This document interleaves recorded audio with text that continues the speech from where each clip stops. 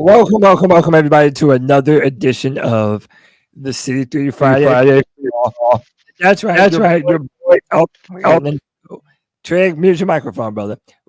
That's right. Your boy is losing his voice. What an opportune time for that to happen, right? When C3 Nation has descended upon Charlotte, North Carolina. But it's all right because I've got the crew with me for another fantastic edition of the Free For All. These boys have been providing the content from Panthers training camp. My guys, Tony Dunn, the professor, and the voice that makes them moist, Cole Dizzle Allen. Boys, do we have you? Can you hear us? Yes, we can hear you loud and clear as long as my audio is great. That's good. CK, get on them sticks. Yo. Can you hear me very well? Yes, sir. How's the hotel room? Y'all sitting comfy? Yeah, it's cool. It's like a suite. It's got a kitchen. It's got Panther players just walking around and stuff. We're having a great time here at training camp. You cannot really, it's really hard to write up a better week for Tony Dunn in a much needed time. Today we went and saw yesterday we went and I got hammered and we went to Top Golf. I've never been to anything like that before. And it was incredibly fun, even though I hate golf. It's like putt for adults because you just smash it as hard as you can and play these games. And then today we went and saw Deadpool and Wolverine. How was it? We went into a 4DX show where the chairs like move and there's that's cool. It was awesome, dude. So we man, now you can't really write it up better than the last few days that I've had here in Charlotte. And I hope, again, thanks CK for making a lot of this happen. So you're moving here is what you're saying. That's what I hear you saying. We got one not too far away from this house in Raleigh. Well, listen, man, you know it's a Friday free for all. I will post the link in the chat room very soon, but it's in the description of the YouTube and Facebook if you would like to join. You know it would not be a free for all without my brother, Panther Pickle. He might tell you to shut the hell up or to suck it up, Buttercup. I'm liking both of them. Pickle, what's up, brother? Hey, guys, listen, I've been off all day. And you know what? I've already got into it with folks online. You know what? Some of the guys ain't here no more as far as players. Don't care what their life is. If you care, that's good for you. If you want to rub it in our face, like some on Twitter do, suck it up, Buttercup, or shut the hell up, or do both. Hey, do both. It's up to you. The choice is yours. Next up, my man, one of my brothers. I love this dude. He is the brand ambassador for the C3 Legion. You know him. You love him. He stays getting people hyped about the Carolina Panthers. It's my brother Diesel Skills. Deez, what's up, bro? What is up, Cody Lack? Here on another fantastic Friday evening. We got all the C3 brethren here on the show tonight. We couldn't be more amped for what's been going on this week. Elite coverage by the C3 Panthers Podcast. Of course, the longest running Panthers podcast, bringing you all the information from training camp, keeping you guys up to date on this wide receiver room, keeping you guys updated on Bryce Young, keeping you guys updated on Dave Canales and Dan Morgan and the plans they have in store for this Panthers team. And you guys deserve nothing less from the longest running Panthers podcast. Join today, become a super fan. Join us tomorrow at 9:30 in the morning in Bank of America Stadium, the C3 Panthers podcast, and the Friday Free For All right here for all the Panthers fans. Let's go. Let's go. That's my man, Diesel Skills. And just a reminder, tomorrow at 1 p.m., we will be doing a live podcast from Resident Culture in South End, Charlotte. So after training is over, if you would like to come, have a beer, eat some barbecue, hang out, and listen to a live edition of the C3 Panthers podcast, we would love to have you, man. Come through and be a part of the show. You know it's going to be a great time for everybody involved. Next up, my brother. This dude is the man when it comes to all things Panthers stats and numbers. And I have it on authority. My man knows how to cook a mean rack of ribs. it's my brother Strats. What's up, dude? What up, guys? Just excited to break down some of this data we got this week. I'll leave it at that. Ooh, all right. Happy to have you, man. And next up, my Clemson brethren. We're some real Tigers out here, but he is also a Panther fan. He's been great on the free-for-all lately. We love having him. Trigger Smitty. Trigger, what's up, dude? Yo, C3 fan, what it do, man? It's another Friday, time to talk all things Panther. Let's do it. Let's do it, man. Hey, hit that like button, hit that subscribe, hit that notification bell for every single time the C3 Panthers podcast goes live. I'm going to start with my boys, Codizzle Allen and Tony Dunn. You guys have had the best view, I believe, out of anyone in training camp. What are some of your early takeaways, even though it's been a very small sample size, from 2 days of practice? What are your early takeaways from what we've seen? All right, so early takeaways for me is, this team is getting to know each other a little bit. We're learning about the coaching staff, and I think the players are learning about them. They're learning about each other. You saw Derek Brown in an interview talking about trying to keep a family vibe when it comes to the defense in this new training camp environment. But he said we don't want to be the sorry-ass old Panthers anymore. We want to be a new Panthers team. And, I think that's really the experience that I've had at training camp is getting to know this team, or not get. I mean, I barely know them. It's just so that's what we're doing is as fans, we're trying to learn who this new team is. There's 40 new players on this roster from last year. It's a completely different team. The entire coaching staff has changed. The place where they're practicing and having training camp has changed. I mean, you want a fresh start. I mean, this is about as fresh, I think, as you can get, other than you still are bringing back, Bryce. And not that I'm trying to say you shouldn't have Bryce, but we're just trying to learn about this team. And I think more importantly, they're trying to learn about themselves. CK, we've got to I guess the best way I'll ask CK this is as we try to assess that, how does it feel different, our experience, or the vibe from last year? Man, it's I don't know that outside of the facilities, I'm not sure that there's a tremendous difference, right? The biggest difference is the excitement is much less palpable, right? And what I mean by that is last year there was a lot of hope in Spartanburg, right? There was a lot of people there that were there. They wanted to see Bryce. They were ready to see what he was capable of doing. And we had it, and in all fairness, I mean, that he did a pretty good job in camp last year, in my opinion, from what I saw, because we saw how many times he connected with DJ Chark down the field. It's one of these things where it's really difficult to try to compare the two seasons the two training camps, because last year we just had a different vibe. I don't think there was a lot of people. I mean, there were people who were down on the Panthers, but not as down as the Panthers were. So, again, the thing that's tough about the first two practices is these are not with pads. You're dealing with a lot of people still getting to know one another. There isn't a lot of chemistry initially, right? And that's what this camp is intended to do. Is they're actually kind of boring in a way. Well, We're having fun because we love just even looking at these football players and seeing them and seeing them do anything. But if you're a person who is not fanatical, like all the people that are listening to this podcast or the people that are on the Friday free-for-all, it's not really much yet. And I don't think that should really surprise us, though, is that it's kind of the basics right now. And I guess, they're probably going to try to do some cool stuff tomorrow because they're going to have a bunch of fans. So you can expect them to try to, put a little excitement in the air. Maybe they're not. Maybe they just handle it as regular goes.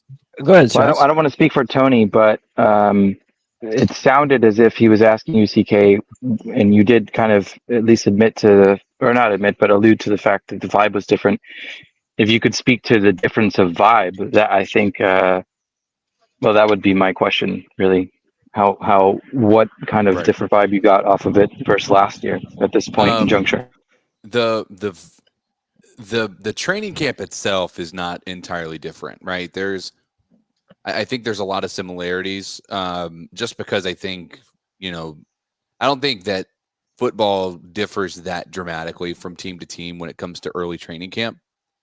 But the vibe from the people in the stands, again, I was on the section that had more family and all of that, but there wasn't a tremendous amount of energy. You didn't have a lot of people sitting there just talking. There wasn't a lot of like excitement. There were some cheers and what have you, but it's just, I was talking with Tony, I think yesterday afterwards, and I'm just like, man, I miss having a Cam Newton type player, somebody who just runs around, just making sure that the audience, that the people, even at training camp, feel like they're a part of it, right? We need you. We need your energy. We want you cheering. We want, and it's just like, it's none of that. It's like these guys are just showing up for work and they're going home. That could be. Yeah. Well, it could be a good thing that they're almost like tempering their own expectations, kind of not temper. I shouldn't say it like that because it sounds like, hey, we're going to suck more.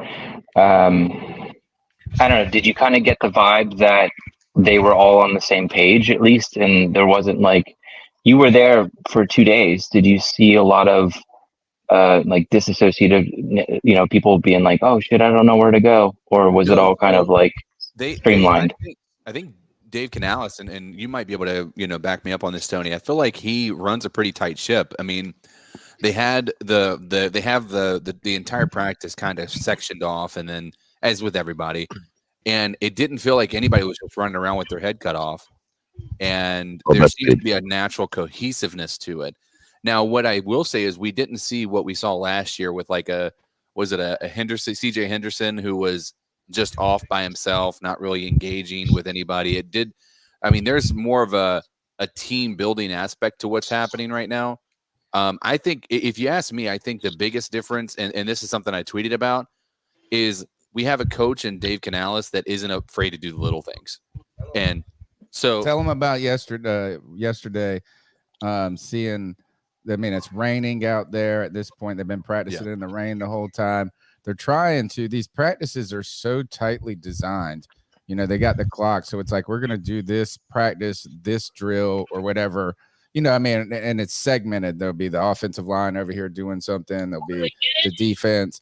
And then what they'll do, that timer, dude, you've got 6 minutes. And when that horn blows, you're moving to the next thing, but you're raining. You're worried, you're worried how this is going to slow down the process.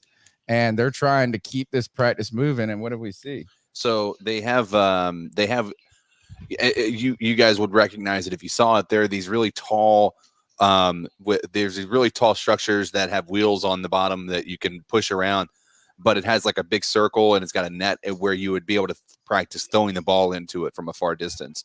It's kind of just to simulate accuracy in the touch ball, or the touch pass down the field.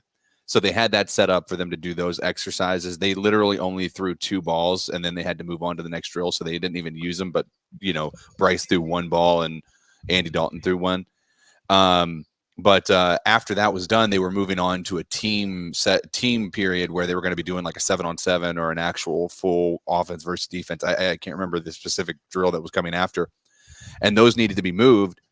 And those look heavy. Those do not look like they're easy to move. And Dave Canales seems like a pretty fit guy, and he was struggling to move it, but he decided he was going to move it. He wasn't waiting for equipment to get over there and do it. He was moving this giant thing, got it off the field. Now the equipment people came running because they're like, oh, God, I'm going to get fired, I'm guessing. You should have seen this equipment kid run full speed, like he was sprinting over there to get over there. But just to go back to the vibe, I think last year, Strats, is the vibe was just so enthusiasm surrounding Bryce Young, a new era and a new coaching staff. Maybe this is because these practices are a little bit more limited in access of how many fans could get there. And we were on the VIP side, which is a lot of the people on the VIP side are family members of the players. So it's kind of a little bit more reserved. I don't know.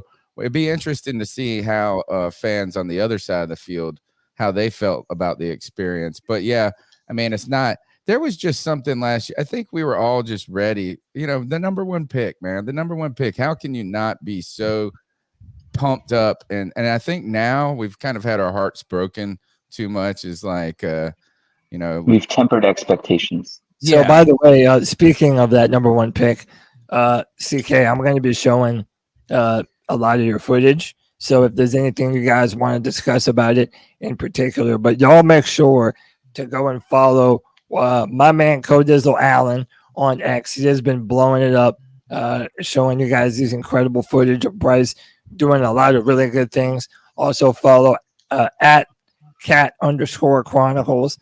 Tony and CK have been putting out great content. Tony, CK, this was one of the earlier ones.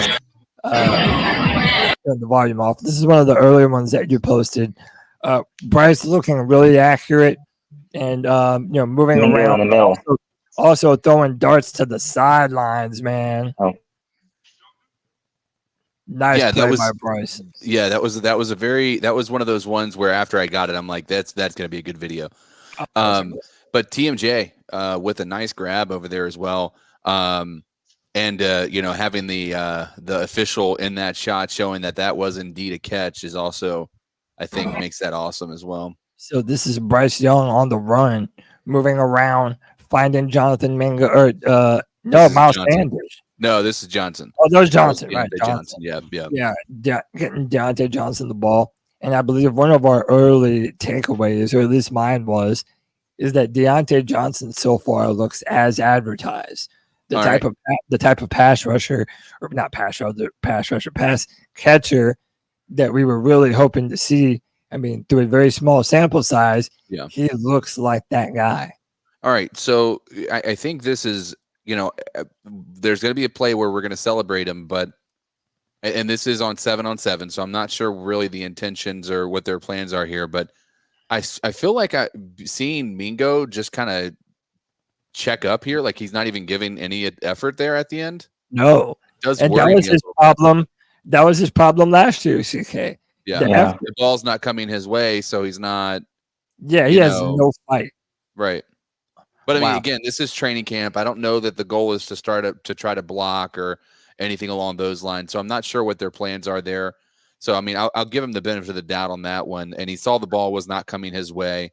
So, I mean, again, that might be a big nothing burger, but that being something that we saw last year happen a lot, where he just the ball wasn't coming his way. He wasn't really trying to work to get open after a play was starting to break down, even though there wasn't a lot of opportunity for Bryce to scramble much last year.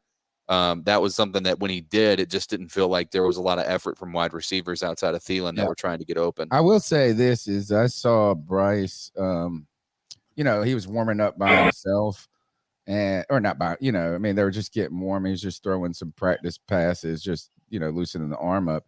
But that when he's on the run like that and kind of running towards this line of scrimmage and throwing, he really is. He's very accurate like that. Yeah. And when I just saw him do it, he looked so. It looked like, and I bet you that might be one of the benefits of having a smaller frame. You know what I'm saying? Is that if you're 6'5", throwing on the run, you have so much torque you got to get out of this long body, a more compact. Yeah. But it really looks like that should be something that they're utilizing. Like it could be a real strength of Bryce is throwing on the run, getting him out of the pocket, getting him, so he can look downfield a little bit and some different things and get some misdirection, man, getting people thinking that the play's going one way and having him bootleg. I really think that is a strength of it. And you remember when we saw that this is what they always, I know he didn't throw at the combine last year, but that's one of the things that old Zach Wilson pass, right? That kind of changed things is like you bootleg out and you're throwing during his pro day where you roll out to the left and then throw back to the right all the way downfield. Yeah. So here I think this is one of those plays where he does a little roll out to the right, as you guys have seen his left, our right. And I want you to pay attention to Mingo. He's coming from left to right here. His route is going to be normally consisting on him continuing to move forward, but he sees Bryce needs an outlet. And instead of doing what maybe a rookie would do, which is just continue to run your route and nothing else, he sits down, lets the coverage get past him as they're trying to over commit to Bryce potentially running as opposed to throwing the ball. Bryce keeping his eyes downfield, looking for a guy, finds Mingo right there. Mingo gets a big gain. That would have been one that potentially was going straight to the house. To the house. Yeah. And so that's a lot of growth. That and I think it's worth mentioning. Mingo is getting a lot of time in first team. Now that also, by the way, so is every other wide receiver that is that's not named Amir Smith-Marset or any of these other Coker. They're not getting first team reps necessarily. Not saying Amir Smith isn't getting any, but the primary people are Legette, you have Johnson, you have Thielen, you have Mingo, and Terrace Marshall Jr. From the looks of how they're using these guys, I don't think that it's a far cry. I don't think it's I don't think it's unfair to expect them to keep all the people that we're worried that they were just going to cut or expecting to cut. Yeah, absolutely. Hey, real quick, we've got a love bomb from your bastard son, Tony White Chocolate Espresso, who says, "Oh shit, Tony and CK on the casting couch." Shout out to the boy White Chocolate. Oh, trust me, we sleep in the same bed. It's all right. Ooh, hey, who's the big spoon? Who's the little spoon? I'm the big spoon. Tony will I'm a fork, brother. Oh, all right. I like that. But hey, man. So, Tony, this is a funny story. I went out and had a little bit too much fun last night and slept in this morning. And so, when we did the podcast here from the other day, 2 days ago, so CK just put his camera, he just put the camera to the side and with the lights, and I wake up and I look and there's it looks like the camera's pointing at the bed. Incidentally, it wasn't intentional. I just was in the corner. And CK said, "What do you think the cleaning people think is going down?" we got studio lights. We've got this camera set up. I was so okay. This has been my final question. Then I'm gonna open it up to everyone else to give their takeaways. CK, you and I had discussed that it felt as though Bryce is more readily pushing the ball downfield. I believe that this is the clip of training camp so far, done by my man Codizzle Allen. Bryce throws this deep ball down the field.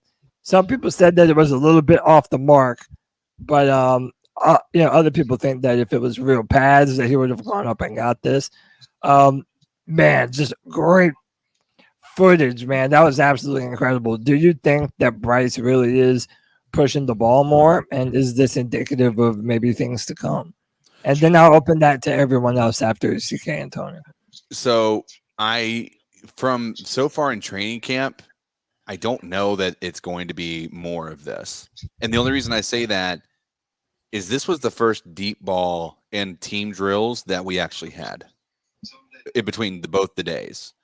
And so normally you're going to see a couple of those get uncorked or something along those lines. And it just it's not happening. Now, it makes you wonder if there's a couple of pieces to it. If maybe Canales is not super, he's like, hey, listen, we're going to work on the long stuff later. We need to get the fundamentals of the route runnings down. We need to have you understand be able to build the chemistry, understand the speed of your receivers so you can actually, hit them in stride and all that. I don't know. My other worry is that he's just moving through his reads so quick that it's not allowing for these big plays down the field because he is shell-shocked from what happened last year. And so I'm hoping that's not the case because I really don't want to be a team that's just, dink and dunk.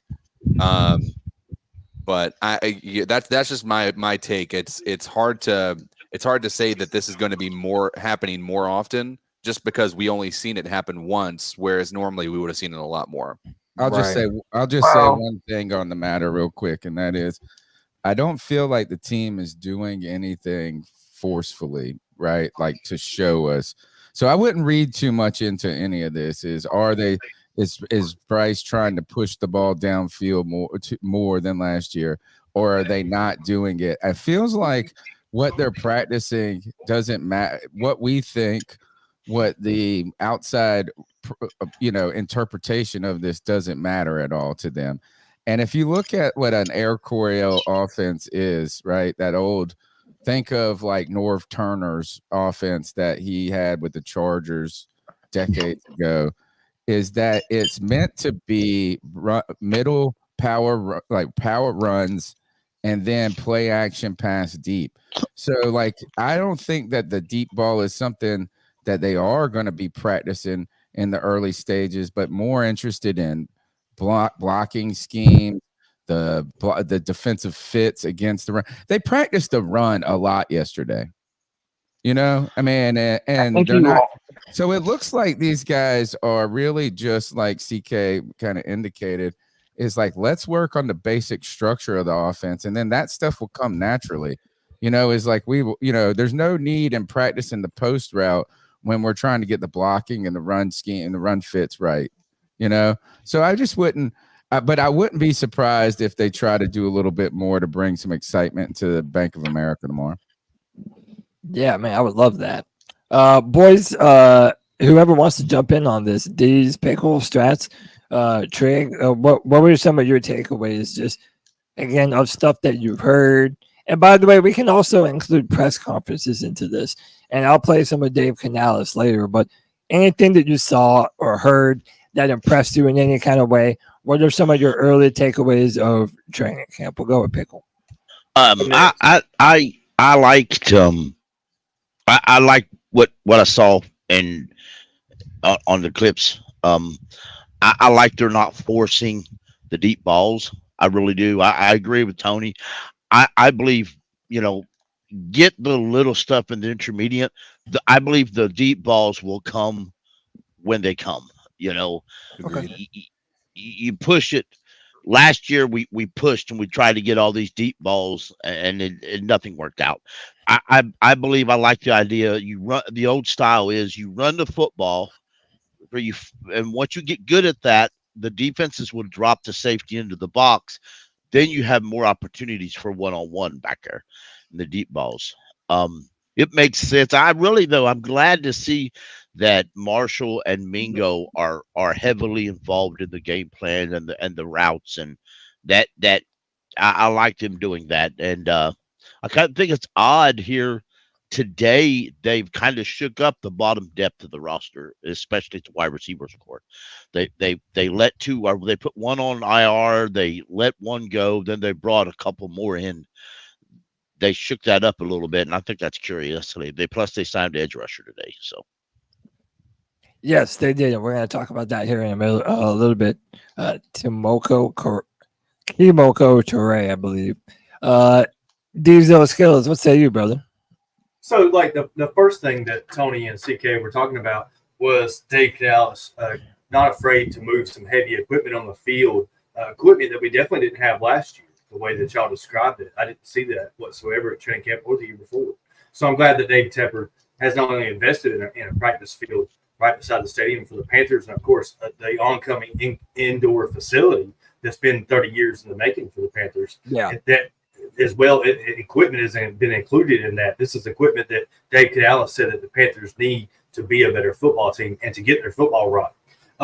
You look back to the Russell Okung tweets that he had this week. He was talking about how Dave Canales would put the practice dummies out for Pete Carroll in just perfect precision, just exactly where Pete wanted them, set them up every single time. And a lot of the players took that the wrong way and took it as that he was a company man.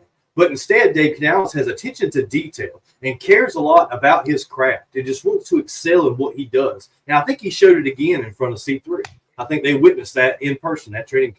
We talked about Jonathan Mingo pulling up on his routes. We look at what he did last year. I remember a certain play where he was running down the sideline, and Bryce had launched the ball to him, and he had pulled up on his route. Then he looked up, saw the ball, and tried to accelerate to catch up to it. But, of course, the ball was overthrown because he had already dropped a few steps in his route, not running at full speed. If you listen to the Deontay Johnson presser, he talks about how he runs every route like he's expecting the football, and then he goes on to describe it. He says, if you run the route not expecting the football, you probably won't. Jonathan Mingo needs to listen to Deontay Johnson and take a little advice from a more veteran receiver on how to play in the NFL and run every single route expecting to get the football. That's important.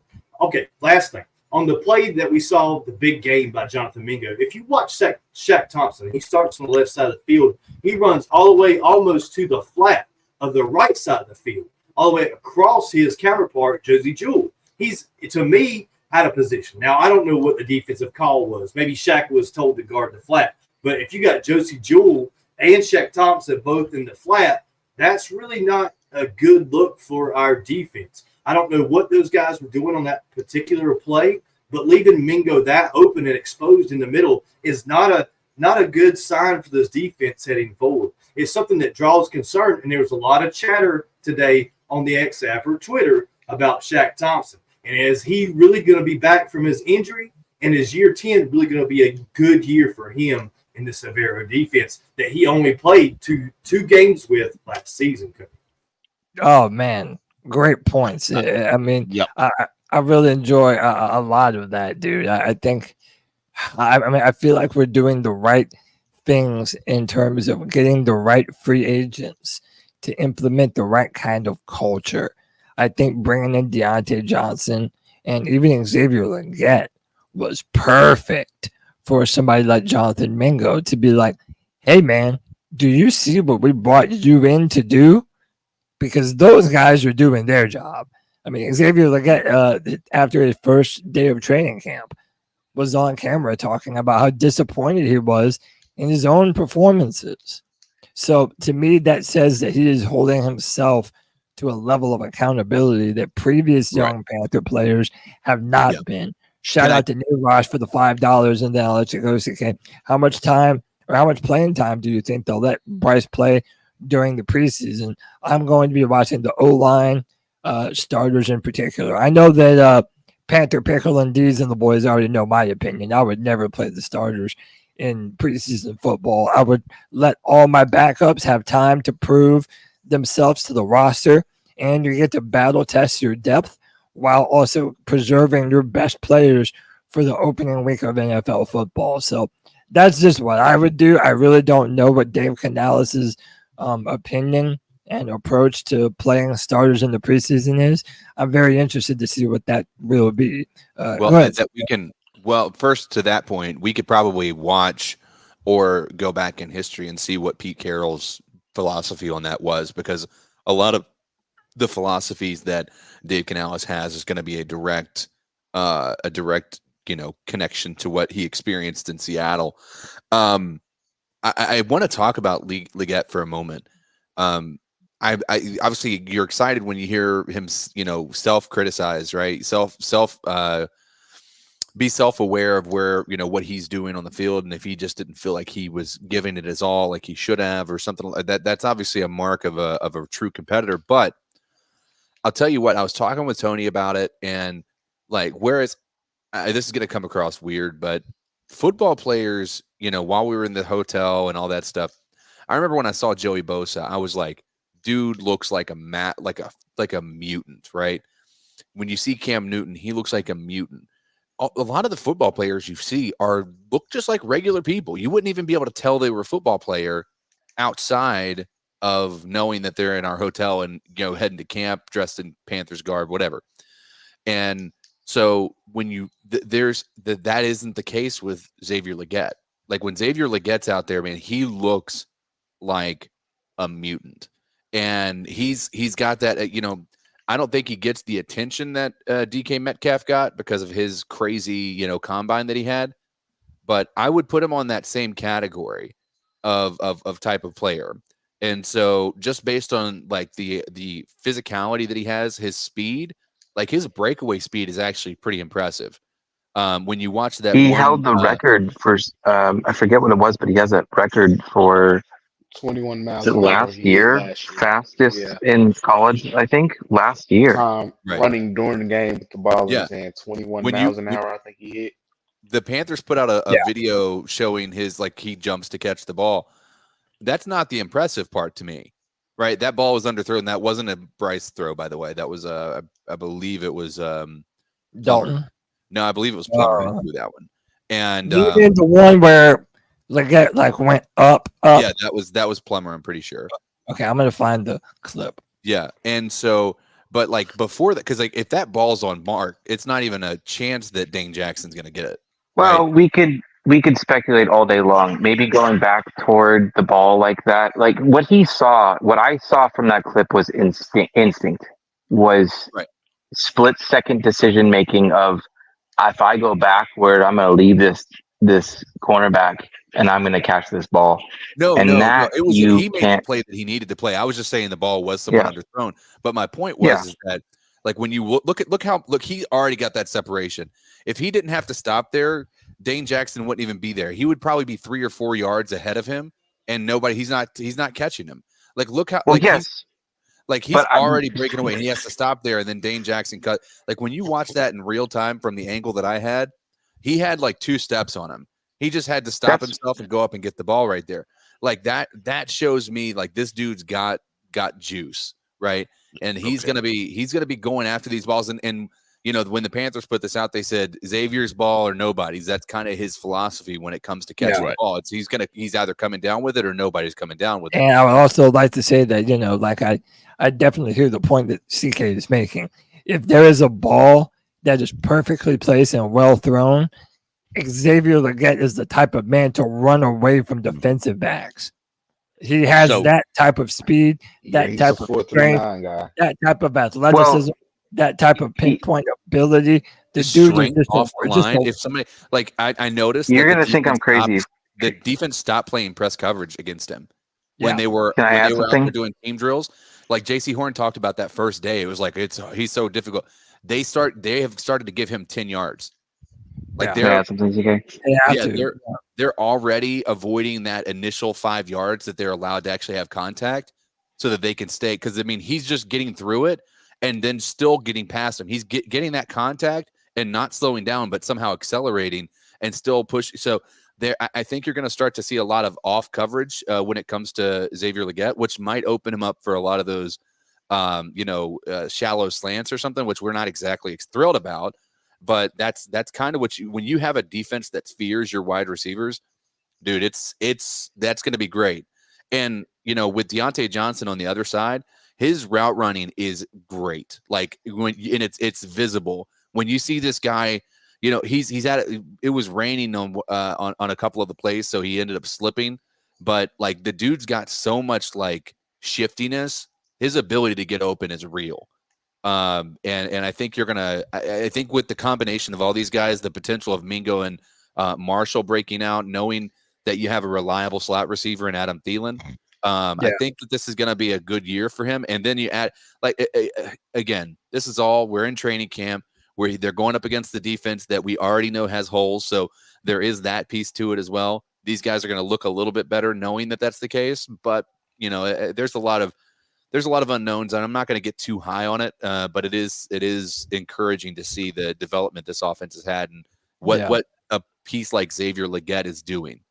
Oh, absolutely. It's going to open up everything for the other receivers. Like when you have to play that far back on a receiver, that just gives Thielen and Deontay so much room underneath. Right. Like coverages can't just cheat up like they did against us last year. That's how we threw so many picks. Like you have no worry about nobody getting behind you, so you can just cheat up and jump routes. And it's also going to open up the check down that Dave Canales wants to use. Yes. Going back to the preseason.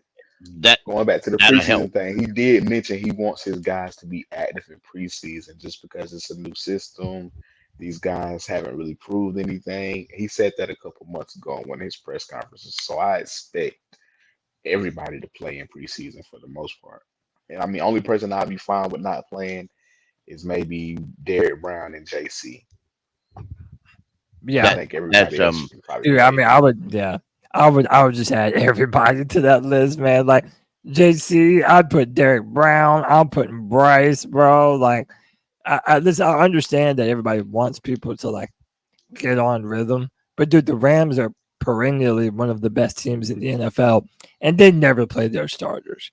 They just don't. Like this idea that you have to play starters in order to be prepared for week 1 of the NFL season, to me, it doesn't make sense. And I want my backups to have to go against starters because that's what they would have to do in the NFL season. Like, you're going to be going up against the best players from every team. And it gives you a chance to properly evaluate your roster and know what you have from top to bottom, and give these guys all the film possible to get a job, even if it's not for the Panthers. So that's always been my mindset. But yeah, the Panthers don't give a damn what I say. A brand new love bomb from the boy and a new member, even though he's one of the oldest. White Chocolate Espresso. He says, I want to see the plays with XL throwing a touchdown to DJ. Oh yeah, like on some reverse trick play type shit. Yeah, that's gonna be lit. We're gonna have a bunch of options available to us, boys. They were, by the way, they were using a lot of jet sweeps and getting the wide receivers involved in the run. Let me game. get this one off. I've been waiting 10 minutes to say this shit. Let me say this, please. Thank you, CK. All right, what I was gonna say is, and do not crucify me for this, but he actually has this mentality behind him that seems similar to what I saw in Steve Smith as far as grittiness goes. And I think it's going to go a long way, and I think it's going to work very well for us. That was it. That was all I wanted to say, was one sentence. So I'm glad I got it off. Thanks. Are you talking about XL? Yeah. Okay. This is where you see it with XL, and rest in peace to my boy Joe Riolano. He always talked about receivers who let the ball come to them, or receivers who go up and attack the ball. And Steve Smith attacked the football. Mm-hmm. Now, some of that was because he was small and he needed to, that's how he went and got. But Legette just goes after it. And we saw this from his tape in college. We saw this. Remember that one picture the Panthers put out in the rookie mini camp where he's jumping up and then twisting in the air and then taking it to the house or whatever? He attacks the football. So, Strats, I think that's where that visual reminder or similarity comes in, as they're attacking 100%. The football rather than letting it come to them. Exactly. 100% agree. Yeah, I like that. And one thing that I want to say is, potentially, if Bryce was to throw a super accurate ball and the play we just mentioned, ahead of Legette could easily go get it. That's where some of the deep balls. You might not get so many deep balls, but there'll be a lot of yak yards going. It's going to be interesting to see. It makes me want to dig up the preseason and see if Legette could possibly play against a big physical corner. I want to see how that works out. Plus, that play Deej was talking about. He'll be able to play against the physical corner. Horn talked about how strong he was. And if you see this guy, this dude is not only is he thick, man, like he been eating that ham hock all his life, but he looks, not only is he like physically fit and like just his body just, shredded, but he looks like country strong. You know what I'm saying? Has you ever met somebody and they're like, God, you just strong. My brother-in-law is like this. He's just a fucking ox. You know what I'm saying? And that's where, and my new thing is this is what I'm going to keep saying about Legette from now on is my friend, I go on Pirate Radio. I talked about this today on Pirate Radio. He always likes to ask these questions. Who is a player that you would want to hang out with in the NFL? Who is a player on your team that you would want to have in a fight? Who would you want as a roommate? My answer right now is Bryce Young is the roommate, because he's always going to be nice and pay his bills on time and let you eat his Cheez-Its. I want you barely even know that he was there if you were living with Bryce. Yeah. He's like, he would have a passive-aggressive confrontation with you if you ate the Cheez-Its. Let's be honest. Yeah, I want Legette to be the one that has my back in a fight, because country, it's like he's never going to abandon his boys. He's going to go down for you. So that's my dude right now. And maybe, I've been talking about players that we're going to fall in love with. This might be the first love that we've had in a while for a player. It's so funny you bring that up, because my first thought when you're talking about him, when you saw so there was a moment when in the second day, because as I was mentioning, they don't have signs up saying you can't video. And that's a stark difference from what it was last year. And so we were videoing, obviously, as you guys could see, I put a bunch of stuff out there, and they, we had put some stuff out, and then halfway through practice, you just see all their security just kind of right in front of the stands where we were at. Like they were looking for something. They were looking up in the stands. They were facing towards the stands. So it wasn't like they were talking on their little like mics. They were looking for something. And so I was convinced that they were like, all right, we need to get these people to stop video. And they've already put out because I'd already had 3 videos hit, and I was already at 40,000 views on each of them. Right. And so I was convinced that was the case. But Tony, he was like, we'll test it out. He pulls out his phone so he can get a nice picture of, Legette. And so we talked about he looks like a mutant, and there's a difference between some of these guys and whatnot. I talked about this a second ago while you were away, and I was sitting there thinking as he was describing Legette, I said, he's been considered a camsexual, and I think we got to come up with a new name. And I was just saying, you got a third leg for Legette.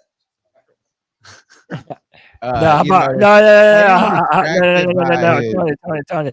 I like my receivers XL. Yeah, there you go. There you go. I like my receivers XL.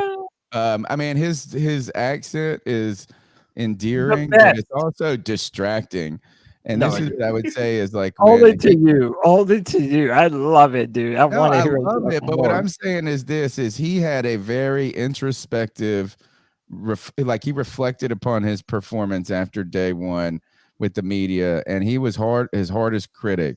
And what he was saying was the really intelligent, was really insightful, and the things that kind of indicate that someone's working to not only become, but to be great. That's in his. But it's hard to hear all that when it's masked by this lovable accent. Here's the thing that's funny about that too. You talk about not being able to understand.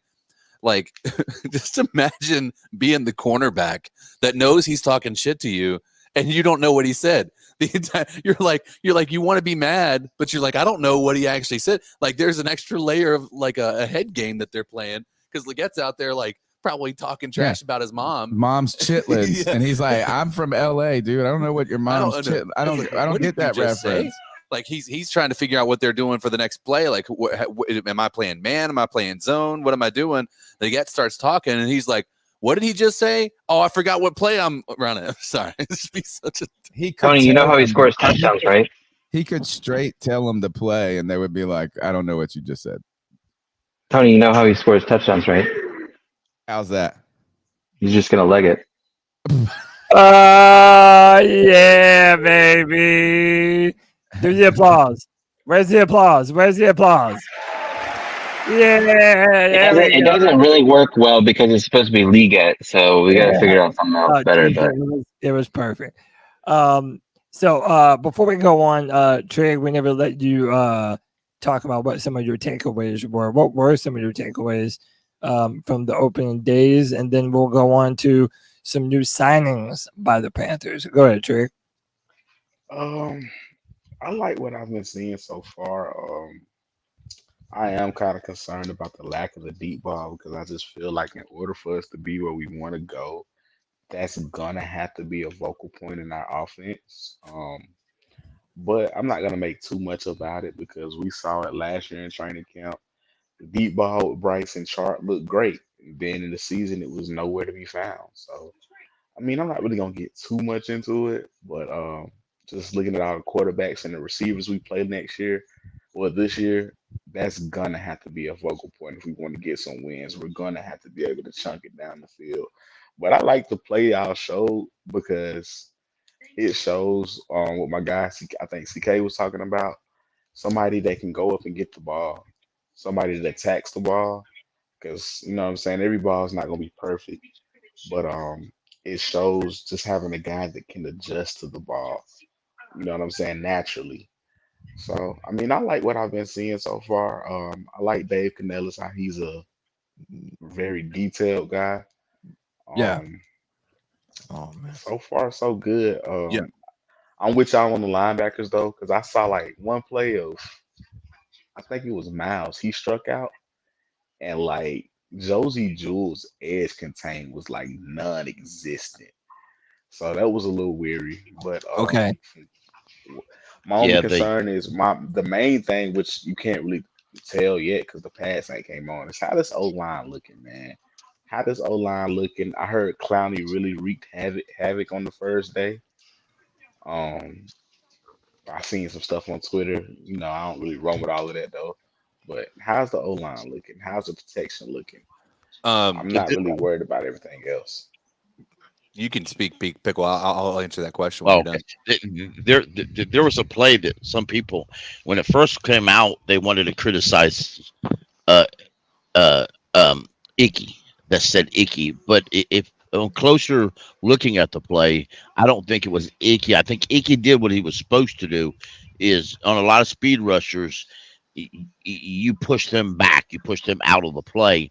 And the court designed for the quarterback to step into the pocket. Now, last year, Bryce couldn't step into the pocket, but on that particular play the other day, he actually stepped into the pocket and got the ball out quick. And that was a successful play by Bryce and Icky and Miles, who was also involved in it. I really like that play a lot.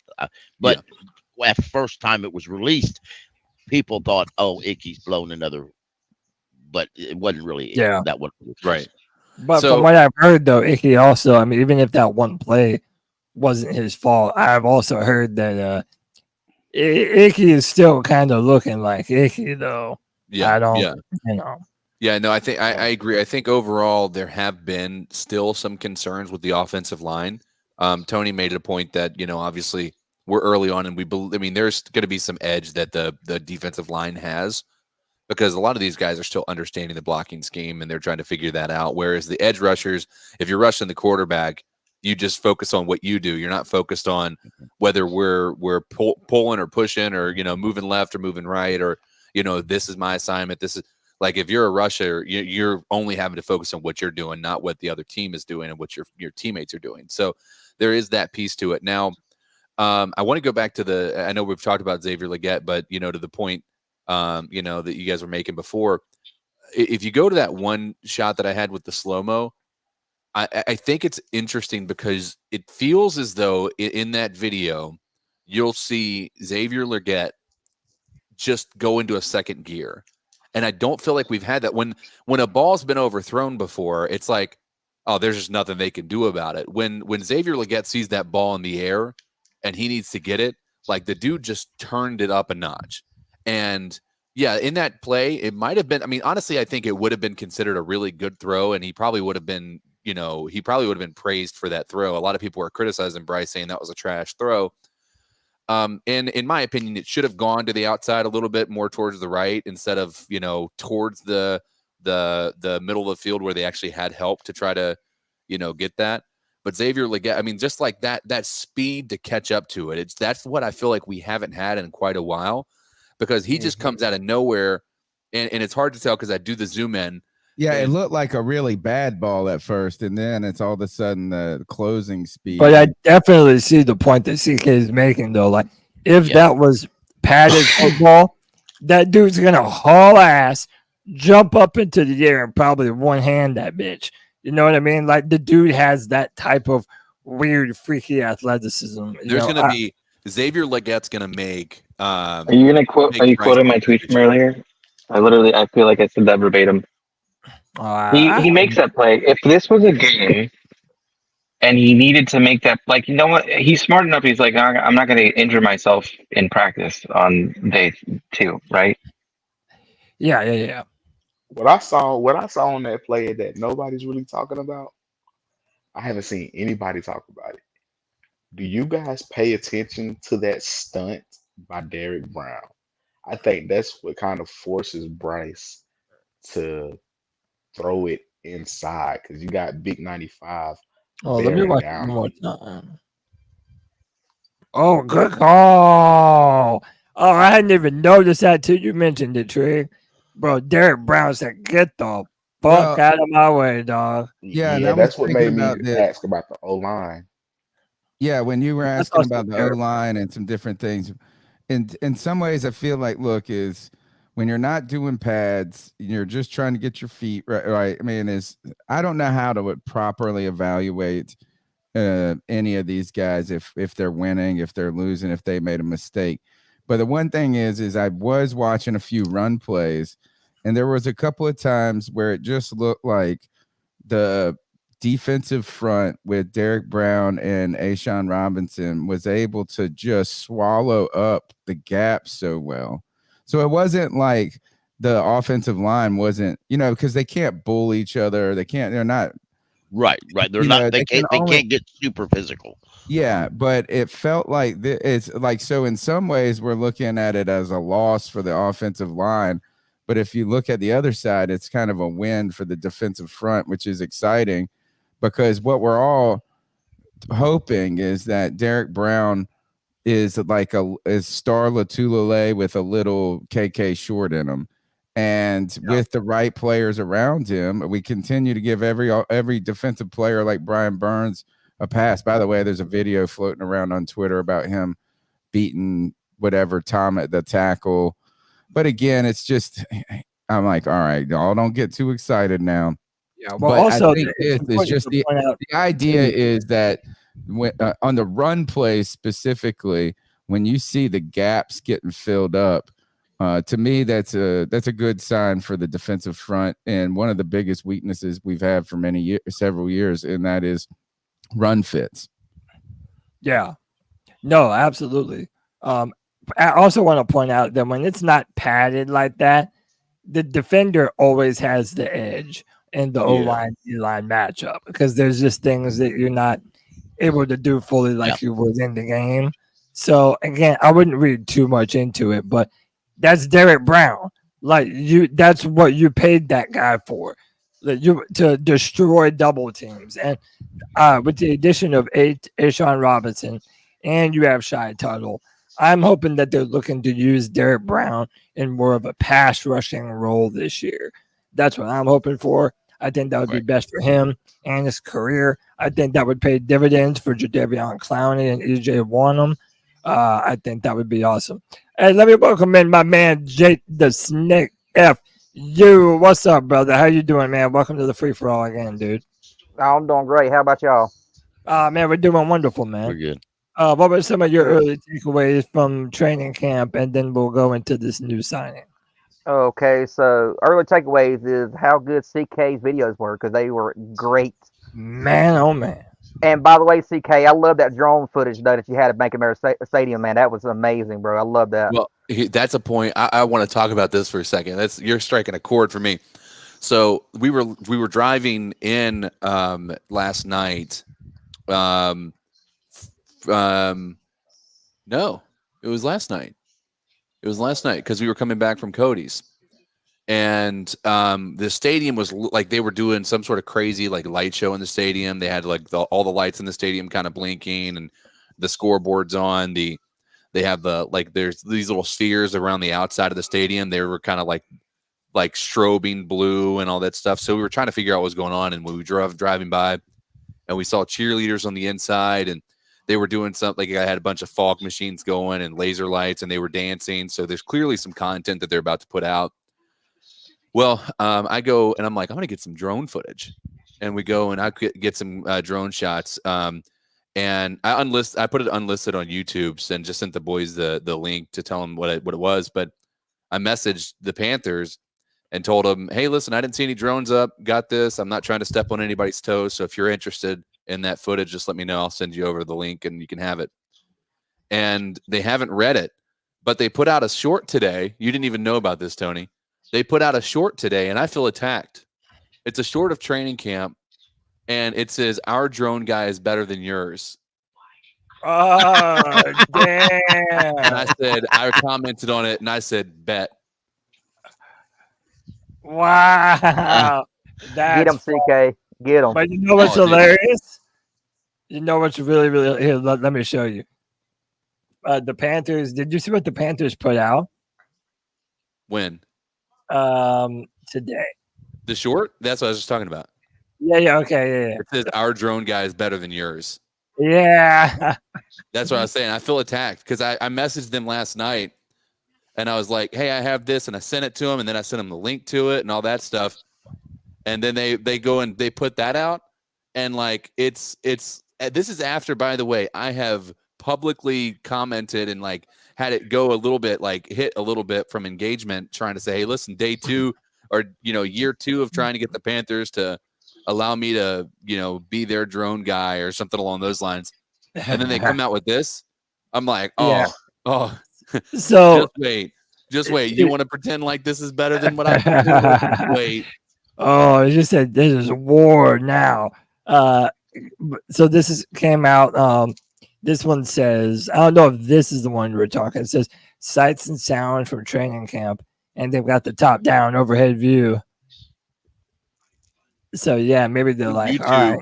The YouTube shorts, they do this one, and it's actually their title for it is our drone guy is better than yours. And then they get like they have like a little emoji that's like it was directed towards me 100%. Yeah, they just need to hire that might be me. That might be a narcissistic take just based on that. But I'm the only guy out here who's been trying to like communicate with drone footage with them and everything, and trying to be cordial. By the way, I've been incredibly cordial. I was trying to be nice and say, listen, I'm not trying to post it on my own channels if this is going to be a problem.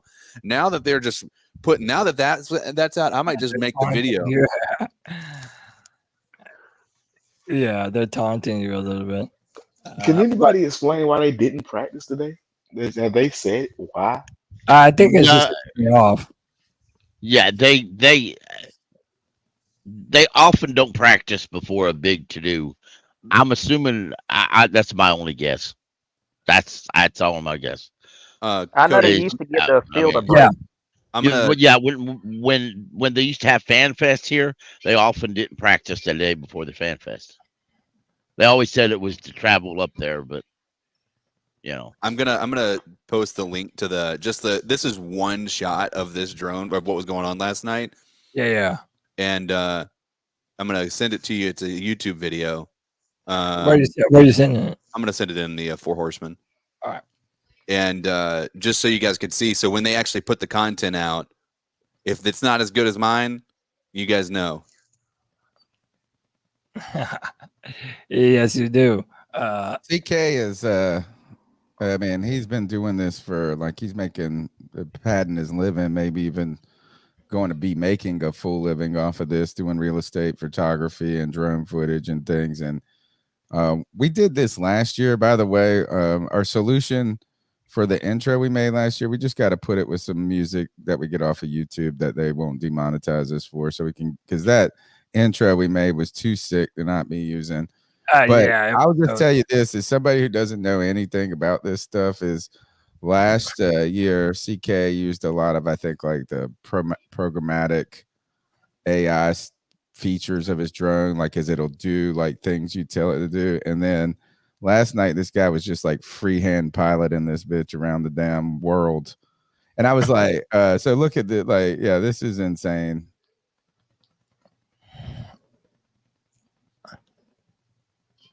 Dude, your drone is sick. And he did a bunch of stuff we tried to do, because I don't know anything about this, but I'm just telling him as an outside person. I was like, all right, let's try to do it so it looks like you're driving up to the stadium or walking in. He would be going down and up and flying around. It was pretty badass. Look at how good that quality is. Oh yeah, well, when you hear how much CK paid, and I won't say. Yeah, it's insane. Yeah, it better be that fucking cool. But dude, it is as advertised, man. That is beautiful. And yes, we are going to be working on version. We don't got one bunch more video on first. Okay. I unlisted it. I have it listed as unlisted, so the only way somebody can watch it is if they have the link. Right. And once I get home and I can actually do edit it all together very well and all that stuff, I'll actually put it up, just because clearly the Panthers are not interested. So yeah, clearly.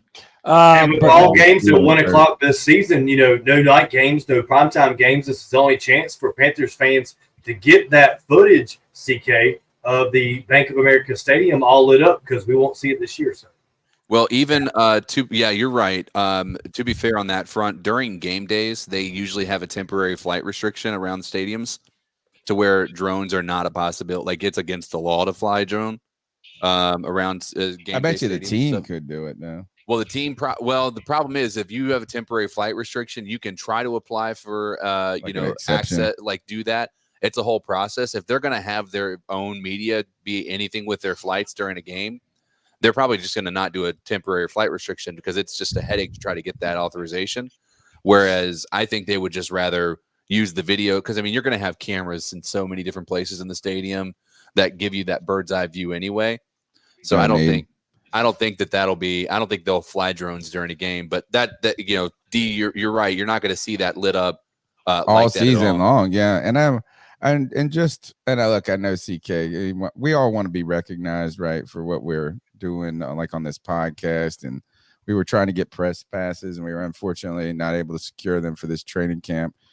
But one day I think that the Panthers are going to recognize. They're kind of. We were talking about this today. They're whoever's doing their audio video, and I'm not dumping on them. Like, I'm not saying they're not doing a great job or anything, but they're the people that are doing their videos are probably first, second year people out of college in one of their early jobs because they don't pay a ton for these. It's almost like an entry level videography and audio. And it just surprises me when you are a multi-billion dollar organization, like, why cheap out on the things?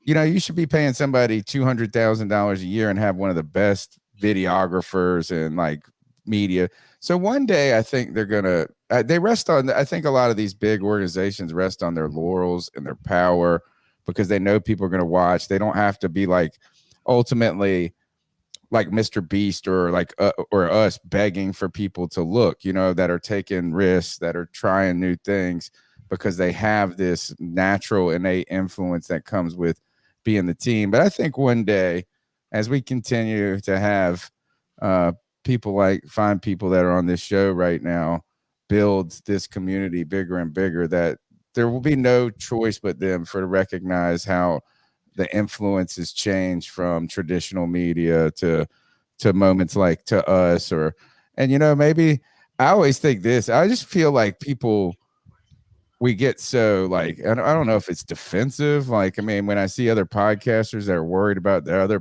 competition, it's the Panthers. I think the Panthers hopefully one day open up to more of the fans a little bit more and not just be interested in ownership of content, everything. Every content.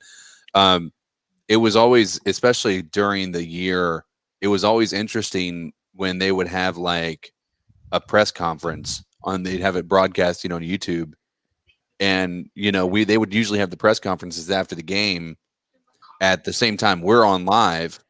And so we would have more people watching the press conference than they would have watching the press conference.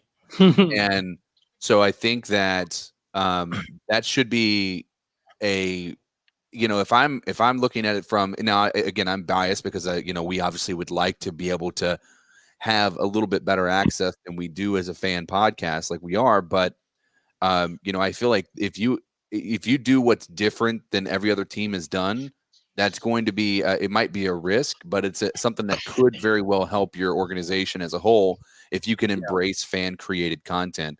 There's not many out there that are willing to do that because they're fear of the losing monetary, gain from engagement on social media.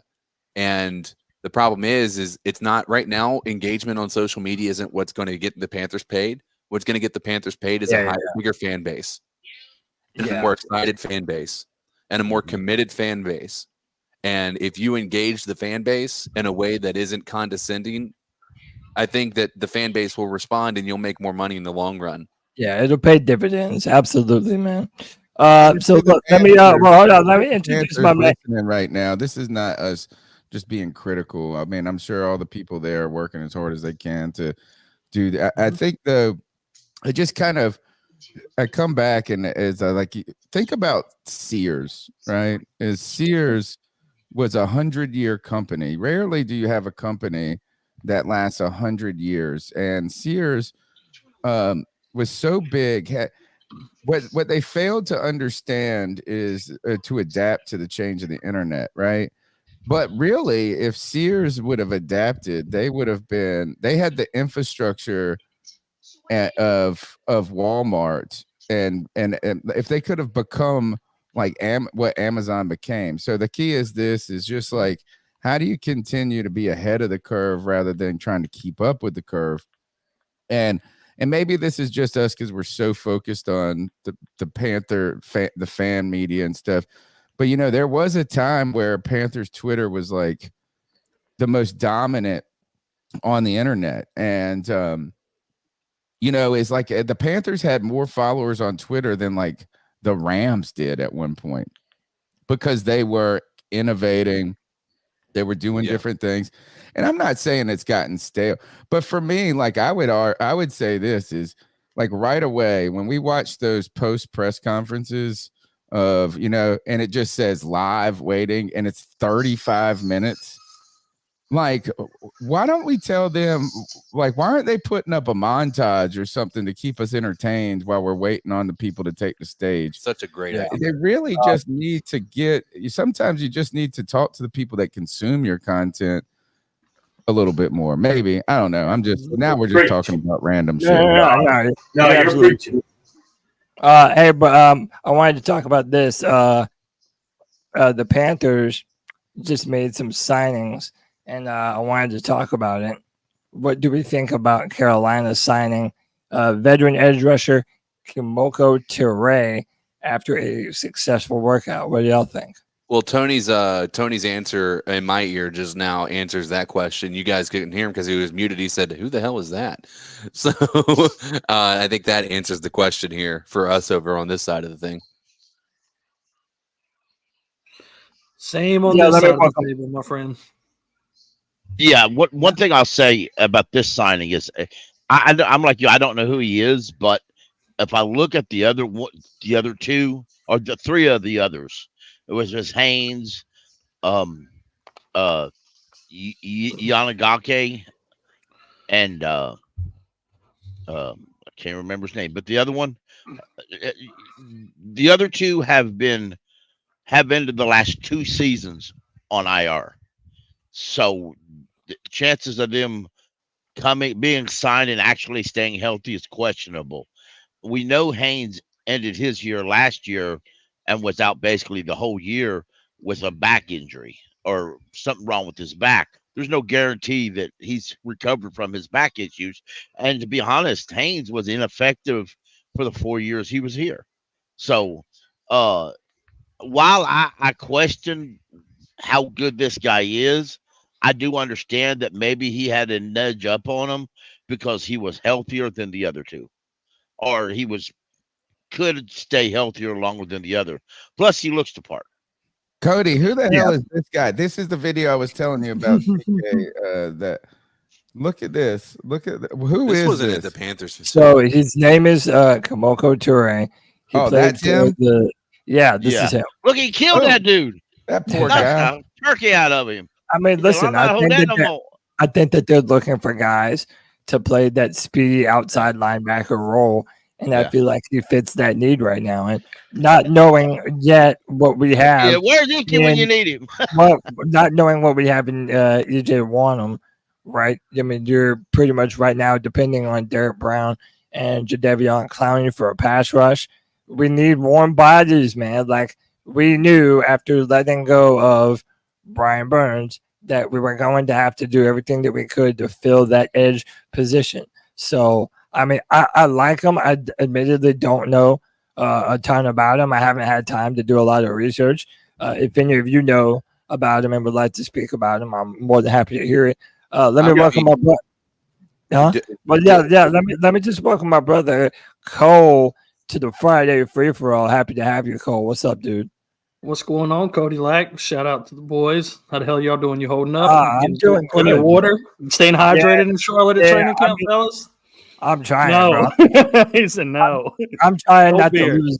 I'm trying not to lose my voice. I hear you, Cody. We're gonna have to help you out. You're getting on E, brother.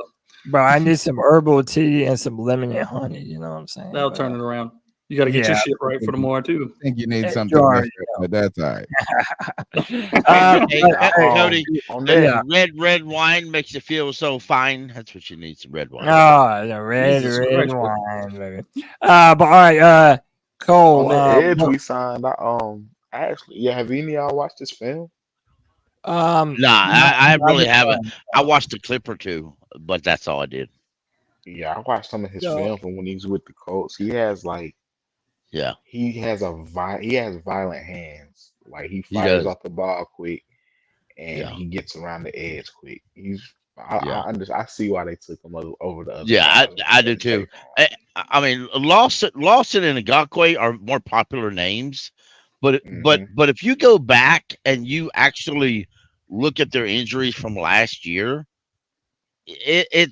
I kind of understand why they didn't sign him, because I mean it's like Marquise Haynes 90. I mean they'll probably be hurt again next year, and plus you don't know how much they wanted more money because of their content. And if something happens in preseason, I just responded to somebody on the chat. There's a good possibility that this guy may not. He there's no guarantee he'll make the 53. If you sign one of the other popular guys, you're pretty much you'll probably have to sign him to a larger bonus that they're going to have to make the 53. Yeah, that's why I said he's just a warm body. Like they need this guy to be able to speak and provide some depth. By the way, if he works out, that's great for us. So this is him right here on the edge for the 49ers in 2022, I believe, just to see a little bit of what he does. That he did that fake inside, then jump back to the outside. It ended up being an interception. But he's playing with his hand in the dirt. But I kind of feel like they just value what his speed could potentially be at that outside linebacker position.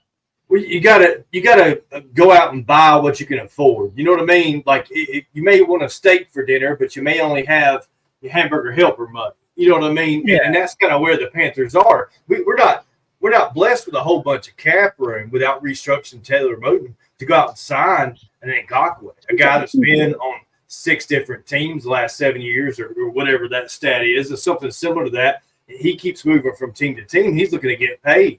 And this guy is on the level to come in here and be a rotational guy. We're looking for a guy to replace a YGM. We're looking for a guy to come in and replace a Marquise Haynes. I mean, how many damn sacks do we need Turay to produce to be to that level? We only need 4 or 5 from the guy. You know what I mean? And we need somebody that we can afford to fit on this roster as a rotational edge. The thing that set this all up is the fact that Wanham had complications from his quadricep surgery.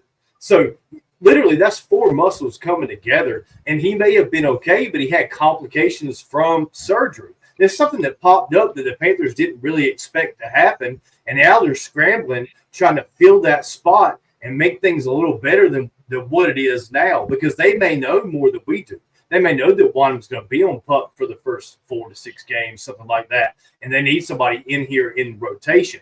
And as far as picking up Turay ahead of a YGM or picking up him ahead of a Marquise Haynes, I'm totally fine with it. He's got better stats if you look at it over Marquise Haynes over the seasons that he's played. Marquise Haynes has played like 6 seasons and has like 2 less sacks than Turay in 5 seasons. So we're not looking for a guy to come in and be a game breaker. We're looking for a guy that, number one, we can afford, and number 2, could at least come in and contribute in rotation. And I don't think it's that bad of a signing, because he could have went somewhere else in division. I know Red Swarm's in the chat talking trash about the signing, but the defensive lines, we're not separated by that much as far as talent. The Panthers are close, and as long as we got some guys that are coming in rotation contributing, then our defensive line is going to be comparable to the rest of the lines in NFC South.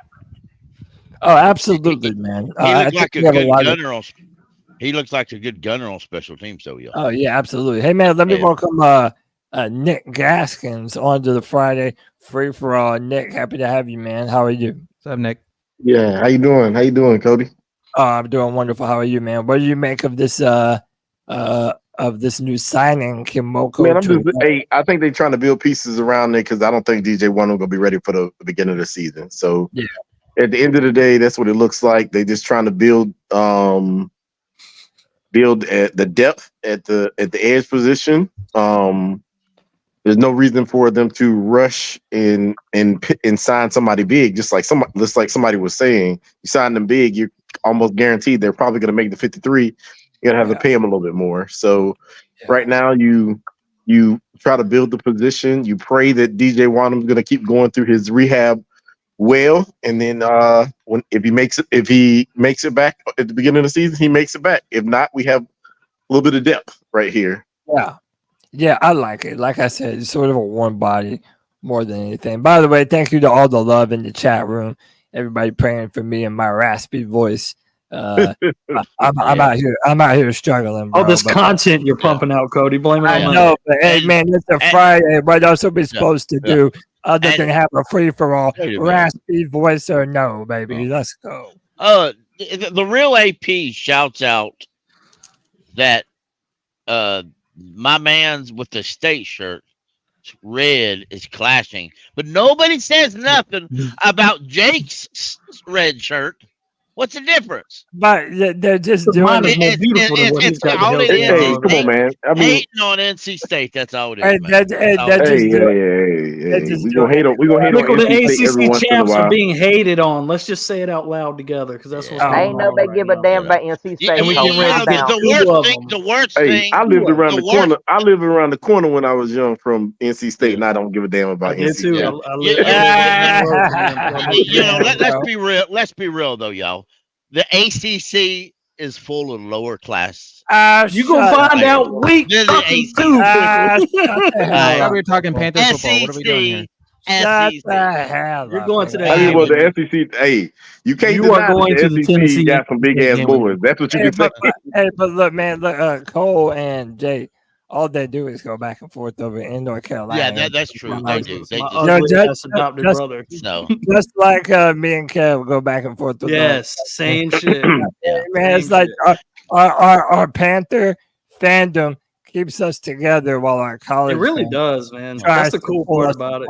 That's good. Yeah, outside of that, we all hate each other in sports. Really. It's the only shit that rallies all of us. I love it. Yeah, man. Cody, play that video. I want to ask people something. Which one? The one it's in the private chat. Before you do that, do you want to go over one more time, just so I know I asked earlier, but maybe someone's going tomorrow to practice and they want to know the details. If you wanted to spend a second just touching on that. Oh yeah. So listen, the gates open at 8:30 tomorrow. It's going to be in the stadium. We are going to be there. So if y'all see us, man, come hang out, say hello. And I even got a few extra for some of the boys that's trying to get in. I'm just saying. But hey, man, I and then after that, around 1, we are going to be at Resident Culture in South End, Charlotte. Man, it's a brewery. They have incredible barbecue. Dude, they have great food. They have a great area, and we're going to be doing a live podcast there at Resident Culture. So if you want to come and hang out with us, we might have some media members there. We'll probably let some people come on to the mic and talk Panther football. We're going to have a great time, man. That's Resident Culture tomorrow at 1 p.m. Man, it's going to be a great time. And while you're there tomorrow, we're actually going to be giving away 2 of these RARs. Drones. Drones. You're giving away your drones? Nope. That thing is going to be stay firmly in. Tony, you better be bringing one back to Greenville. That's all I got to say. So we got this bad boy, and I think we've got a promo code now. Phil got back with us. He said you guys have been killing it. He's had like 400 or 500 views to his site, generated a few sales. So right now the promo code for it, we might have to put it in the chat, but I'll tell you, it's for $15 off. And it's C3 RAR off. So C3 RAWROFF, and we'll see. We might have to post in the chat the actual link to the site or something along those lines. But type it in the private chat, and then I'll post it in the chat for everyone. You gotta do it, Tony. You gotta do it in the mic. Real quick, Cody. Wait, before he does it, shouldn't you specify? Give a second about what this is. It's like a. All right, so this sounds is like I think they call it an Aztec death whistle. That's what I was thinking. That's what I was thinking, but modified. It's shaped like a panther, and it has the blue eyes.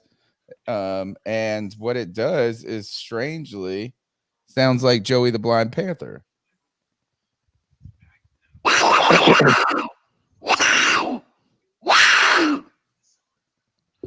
Oh, that's dope.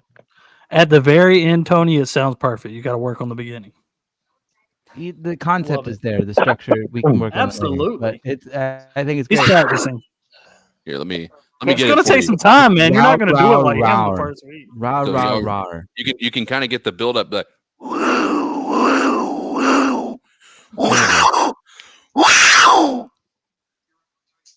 Can you imagine walking in the woods and hearing that?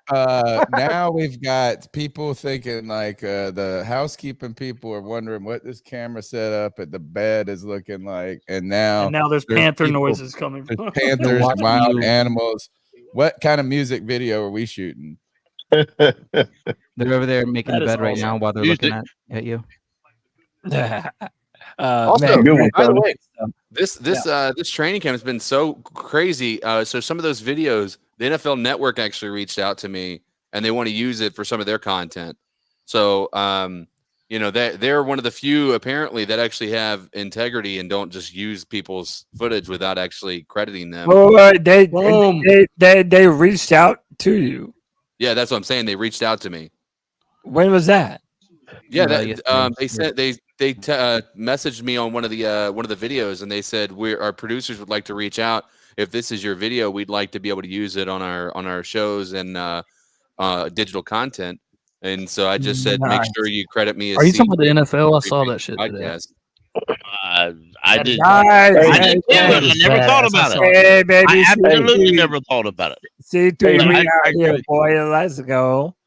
Hey, these companies, So are you guys to keep an eye out on the NFL Network and tell me if you end up seeing anything. Yeah, I was about to say likewise. Somebody let me know when that happens. Yeah, because I mean, I don't know how that's going to work. I don't have, especially while we're out here, we aren't glued to being able to watch that stuff right now.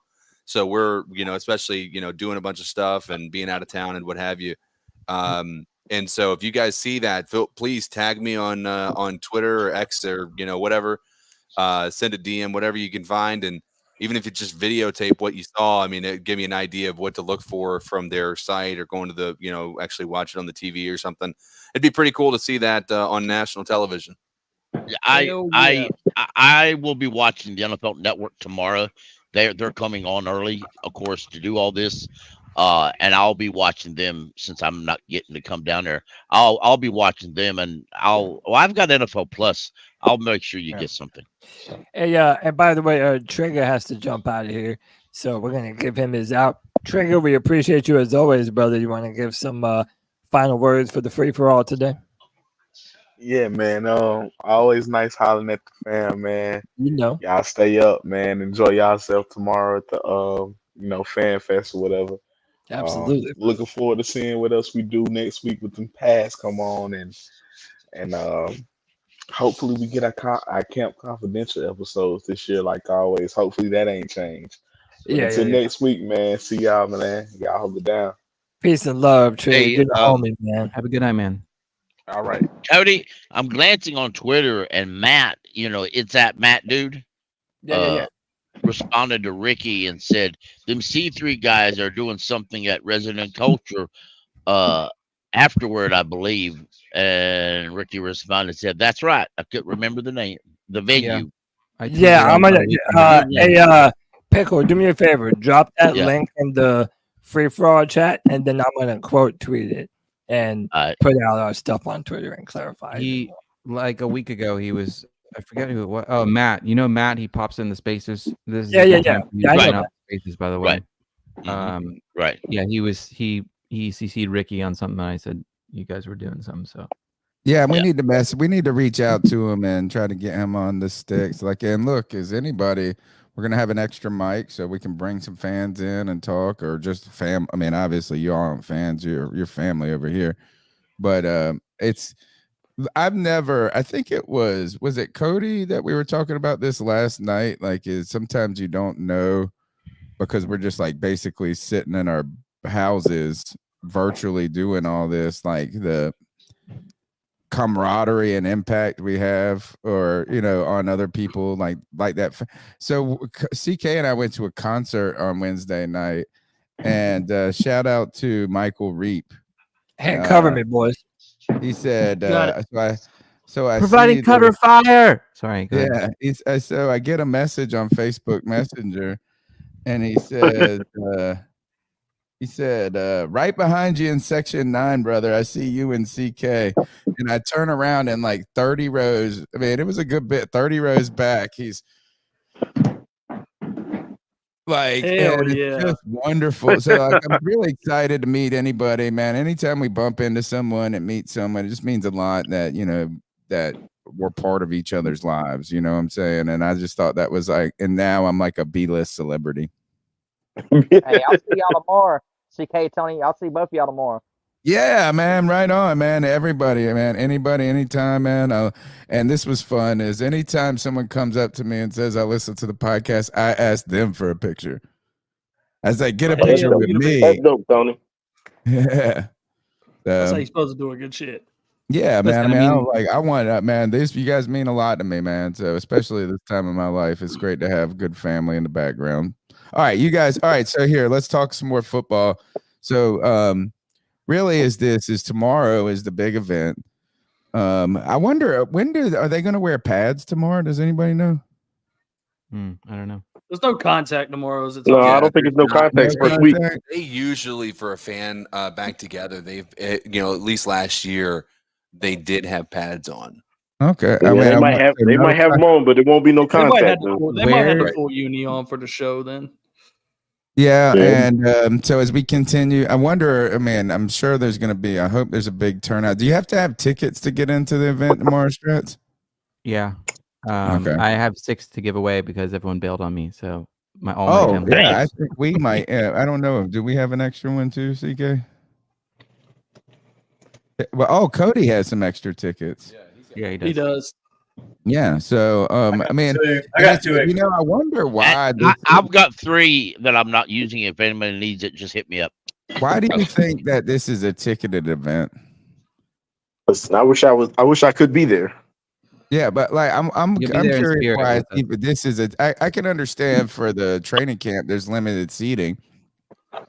I think it comes, they started doing the ticketed event for FanFest wasn't ticketed for a long time, and we had the 2015 season, and then they had FanFest in 2016, and like 70,000 people showed up. You know what I'm saying? They were like people in the upper deck.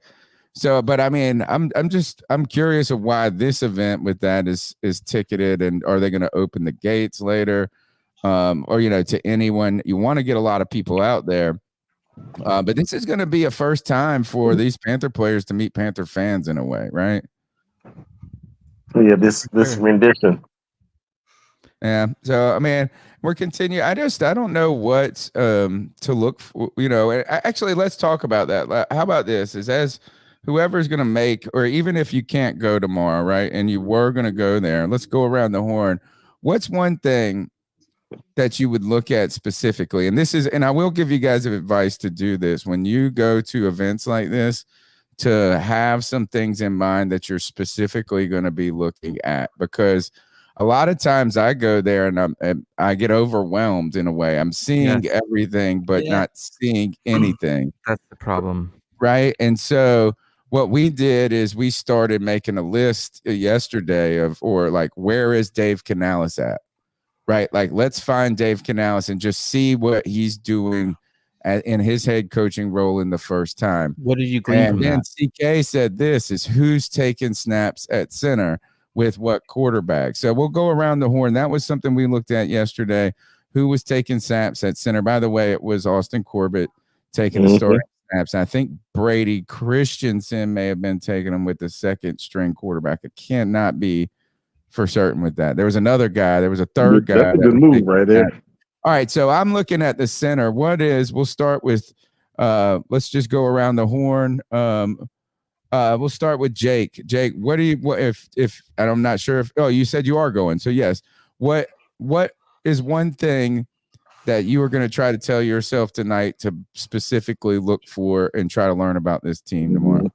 I just want to see how far the connection between Bryce Young and Deontay Johnson has progressed this offseason. I just want to see that because I mean, he is our true number one wide receiver, man. I just want to keep seeing the progression and how good Bryce Young's throws are. Awesome. Let's go to Strat. Strat's one thing tomorrow that you're going to be looking for specifically, and this is I encourage everybody to try to think of something that they would look at, because if you don't, then you're going to just be looking everywhere and you'll walk away and you'll say, I don't know. For me, it's another thing I look at, Strats, are what receivers are out there together. So Strats, what are something you're interested in focusing on tomorrow, just mentally? Finding some friends. Oh, okay. No. Ultimately, finding some friends, that's like the main goal. You got guys. Yes, but in person, I'll be seeking all y'all out, and and saying what's up. But enjoying the experience, but then also, I don't know. I mean, you made a good point about, and I know you already asked this question, or you're asking this question now, but you kind of you specified you were looking at Canales. So I do want to hear what you have to say about where he was kind of moving around. I bet he's all over the place. I think the linemen, both defensive and offensively, were mainly the struggles, and then kind of how Bryce is kind of fitting in with everything, and what kind of I don't know. A lot of this was just kind of like listening to you guys break it down for the past 2 days. What to expect exactly. Although I feel like there's some showmanship. So like Tepper's going to put on somewhat of a show tomorrow. So I don't want that to distract me too much from what I'm trying to, see from the team. So I don't know. Mainly the number one takeaway to meet up with you guys and kind of say hey to a lot of you. I'm going to have my son tomorrow. It's going to be, holy shit. It's going to be a lot, but it'll be fun. And then, seeing Bryce and, make those connections with the wide receivers. And I don't know. I guess we'll just unpack it at the end of the day. I think that's the best way to look at it. I'm going to enjoy it and I'll unpack it at the end of the day. Yeah, it's just one of those. And Nick, how about this? What's something, if you said you're not going to be able to make it tomorrow, but if you were there, what's the one thing? And then now we can look at it specifically for you. Man, I'm actually looking for more of the leadership stuff right now. I'm not overly optimistic about what the season is going to look like. Sure.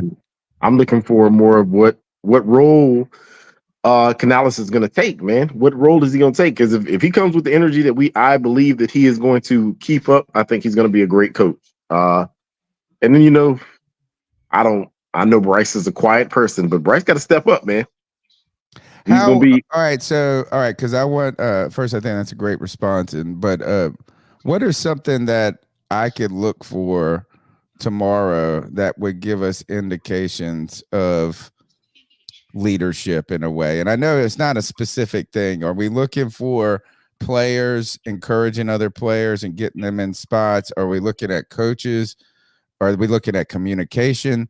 And to bring this up, and it just reminded me of something yesterday when they were working down the field, right? So they started like on the 50, and then they would move from left half to right hash and move in 5 yards or 3 yards. And they were doing, basically working towards the goal line. But one thing that I noticed is that they were using the headset with Bryce. Bryce was listening to I felt like, or at least it looked like that. I'm not entirely sure, but it looked like he was communicating because he was looking over at the sideline. They're not doing hand signals. Right. And he was communicating back to them. So I thought that was a nice piece because, hey, we're practicing communication between the coaches and the player, even in a small, really structured environment like that. So maybe that's one to look for. What's some other things, CK, anything like how do we see signs of leadership? I tell you what, tomorrow is going to be more interesting to me is tomorrow is going to be more of an entertainment environment. And why that's important to me is I want to see Bryce Young in his second year, or any of these players, match the energy of the people in the stadium, or to excite the stadium. I want there to be some effort put in by some of the leaders on this team to actually have the stadium be excited to see what's going to happen that day. And so that's part of the leadership question, right? If he's able to step up and be a leader, I think because they need to get the crowd rowdy, because you need to be able to somewhat simulate some inability to hear and have to communicate through the headset and do it that way. So, I mean, we'll see. I don't know if there's a, it's the third practice, and we've got to keep this in mind. It's the third time that they're practicing as a team. They've already let go of people. They've already added new people.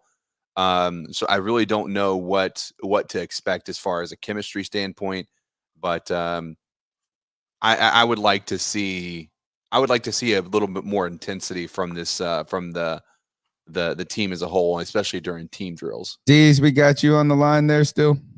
Of course. Yeah, All so right.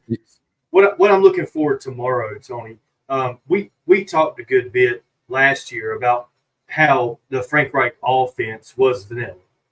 And I'm looking to see some wrinkles in this offense and in this install. CK was just talking about how this is only the third team practice. Dave Canales has already come out and said that it takes 8 practices to fully install this offense. So that's where we are. We're only about a third of the way through for the install of the offense. But I want to see some wrinkles in it, some end arounds, some reverses, some tunnel screens, some quick screens, some things that will generate some yak yards, some things that aren't as vanilla as what we saw from Frank Reich last year. Just a little bit more fire and complicated formations to this offense. Of course, that includes motions. The Frank Reich offense was dead last in the league in their motions. So I want to see some guys crossing the field, whether it be wide receivers, tight ends, halfbacks, whichever it may be. Let's put them into motion. Let's get these guys moving around.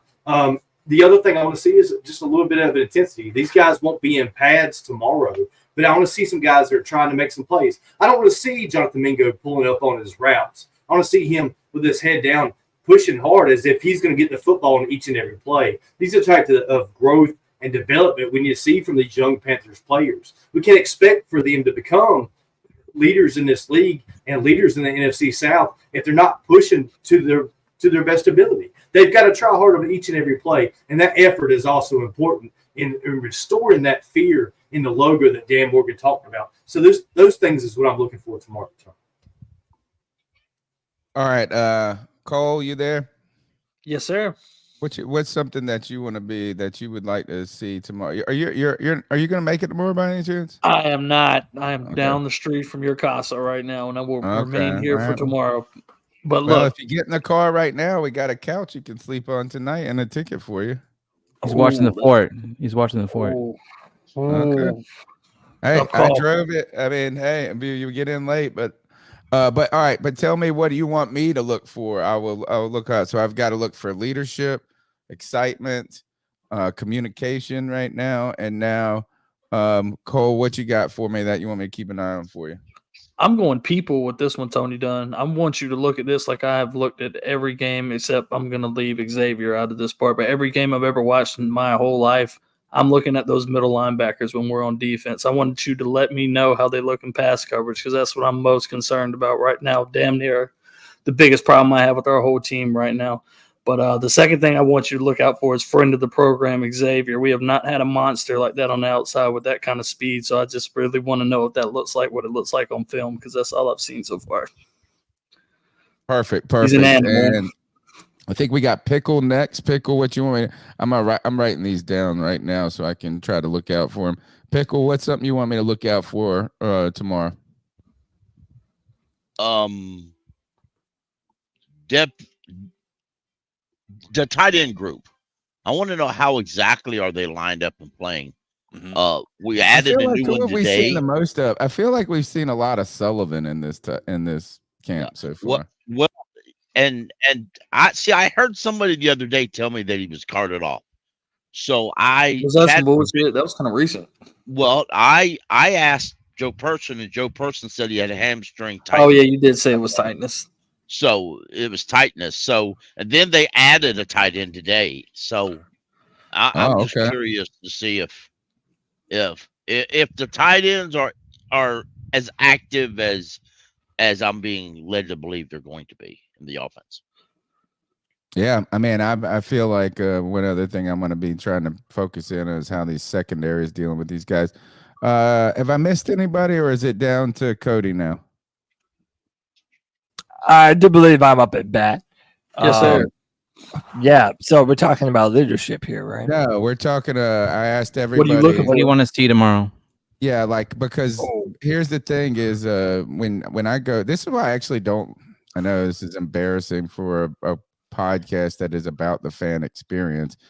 When I go to the games, I have a great time at the games, but I'm not able to watch the games as closely. Like I'm cheering, I'm high-fiving people, I'm getting crazy, and then I'm like missing play.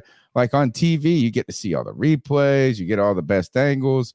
And so when you watch football on television, the actual viewing experience is better if you're trying to watch the specifics of the game. When you're sitting there just watching it, other than like trying to capture it and break it down for someone else, your mind is in a different set when you do it. Right? Well, yeah, I mean, and then we're talking, we're excited, we're pissed off about a play, and when you're by yourself watching the TV, you can just focus in. So what I've found at camp, like I haven't seen Cody in like a year. You know, I'm like talking to Cody about half about life, half about the team. And I'm looking, I'm watching, I'm seeing, but it's really, unless I mentally tell myself to focus in on something specific, sometimes I just kind of get immersed. And it's like, how do you see the trees from the forest? So the question, Cody, is what's something that you want to focus in specifically, as in yesterday, CK said, who's taking snaps at center? Right. And then I started watching. All right, this is something I can look for and focus on. What's something that you want to mentally focus on tomorrow about this team? So far, we've gotten leadership. We've gotten linebackers. We've gotten hold on. I wrote Xavier. Naturally, you're going to do that anyway. O-line, D-line. Yeah. Your connection points between quarterback and wide receiver. Yeah. So what is something you want to specifically focus in on tomorrow? And I feel like it's just going to be Dick. Oh man, well, nice setup there. Yeah, I want to see my man Thicker Kicker obviously stay undefeated and bang them. You know, I put on Twitter, banging piss missiles to the sky, baby. I want to see some more of that. But I mean, honestly, it's a little bit of a continuation of what we've been talking about. Speed at the wide receiver position. I want to see how explosive these guys are off the line of scrimmage. I mean, that's what I'm looking for. I mean, and I'm looking for that from everyone, not just XL, not just Deontay Johnson. Jonathan Mingo needs to impress. I want to see what Adam Thielen is looking like. Y'all remember last year when Adam Thielen was going back and forth with that guy on YouTube? He's like a film guy. JT O'Sullivan, that's his name. He gave him a lot of grief about Adam Thielen's ball get off and his route running and stuff like that. So, I mean, I really just wanted to see some explosiveness from this offense. And, I want to know that these wide receivers are going to be the safety valve that Bryce Young did not have last year. So that's what I'm looking for, Tone. May I ask a question? Yeah, please. Yeah, absolutely.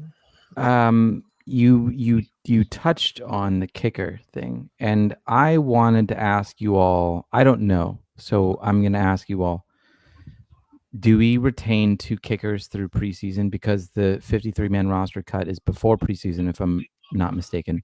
So do they retain 2 kickers through the preseason based off of the words that Canales said, where he kind of said something like, what I learned in Seattle from the head coach there was... You know what, Seth? I actually have the video of what you're talking about right here. And I quote tweeted it and said, I love this dude.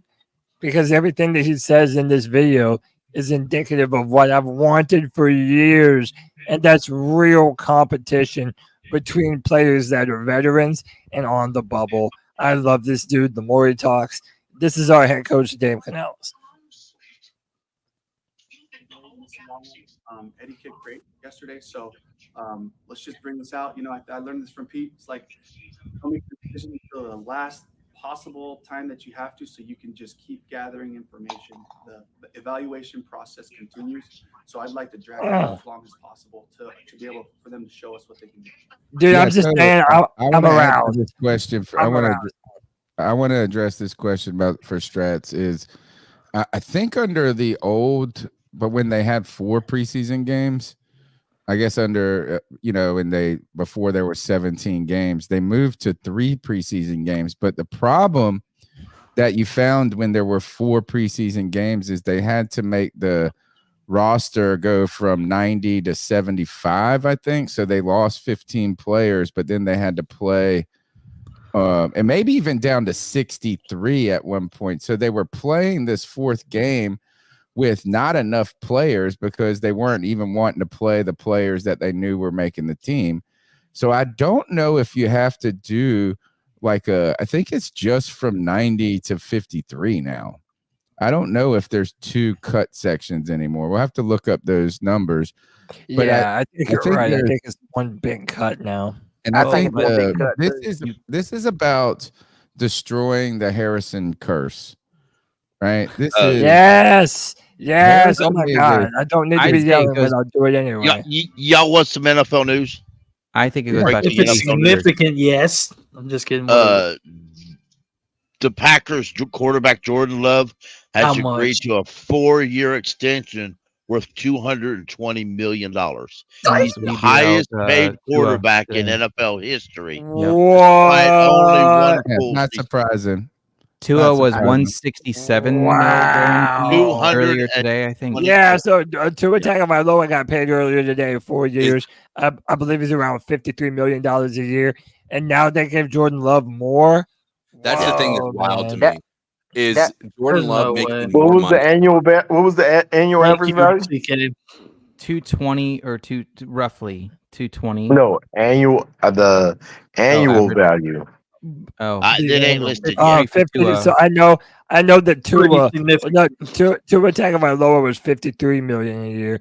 So that means Jordan Love got north of that. 220. So you said so it's 220 total. Roughly. What was the total? 4 years. Pickle, what was the total? You said 220 million. 4. Yeah, and I think years? 4 years. 4 years. I think Tua's at 167 million guaranteed, right? So you're gonna have to pay 167 million dollars. I don't know if it was a 5-year, but this, if you want to talk about how this affects. Actually, Strats, you had something to say about what was it, real quick, and then we'll come back to this news. We were talking about right before. The kicker in the competition. Do you keep both the kickers going into the preseason games, or I think you need to get rid of one? And who do you think that might be? Obviously, he's waiting as long as he can. That's it. Yeah, so I think just the last point on the Harrison Mevis, I've seen Eddie Pinheiro here. He's staying at the hotel. And I hope he's not watching because it's not going to be flat. Like, first, the dude's haircut. I have never seen somebody have a buzz cut and a comb over at the same time. I know, but we're not here to hear that information. We're here to hear what you saw in him. Did he seem like a reliable person for the fucking team when we need to make that kick? Yeah. Harrison Mevis? Yeah. Well, what I was going to say is this, because I think body language has something to do with this, is Eddie Pinheiro didn't look excited. Like, he wasn't working a lot with. He was at first. I didn't see him in day one. I don't think. He might have been there or something. But like Mevis is out there kicking the whole time on his own, and you're like, "Where's Pinheiro?" Right? We know that Pinheiro also is disgruntled about his contract. Why right? though? Because he's getting paid like the league minimum, and if you look at his statistic. He's got very accurate, I know, but we talk statistics all the time. You know it. I'm a data scientist, and I'm telling you right now, We all have seen it. He misses the kicks that matter the most. So what if you make the 90% of everything? If you miss the one that you need to make, that's the problem. And you have no confidence past 55. Bro, all night long. And then what do you want to do, Panero? I'll go I'm after Strats. Well, when you see him Saturday, Strats, you jump the gate, you tackle him, you kick him in the nuts. I would never. No, I'm a gentleman. There you go. That'll get all his Did you not just hear that attention. man say he was a data scientist? I know Well, hold on. Strats is such a mathematician. He's so scientific as this. He didn't like my haircut comment, but that thing is jacked up, brother. Wait, who's that? I mean, it might be, but it does. I mean, who cares if he wants to wear it like that? So be it. Like, it doesn't. Well, matter. but when I don't think his aerodynamics affect his kicking. If it affects his kicking, then okay, maybe let's have a conversation. He needs to part it the other way. He needs to come in there. No, I said hello to him. Like I was like, good luck in camp, or how I said how, something like, and I can't remember exactly. He just seems very secluded.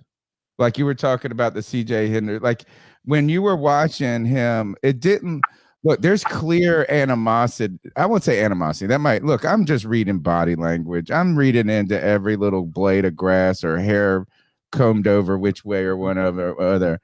But it did look, is obviously he went over there talking with Harris and Mevis, right? They weren't talking to each other. Mevis was on his own. And I mean, clearly there is some sort of contractual contention between him and the Panthers.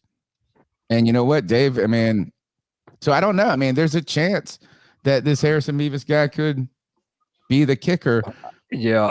I mean, it's also super risky too. You know what I'm saying? This guy, you want to talk about somebody who looks interesting, is that Harris? He is 5'10" and 243 pounds. Hey, long as he can kick the ball, do we care how big he is? He looks like he can be all fat boy.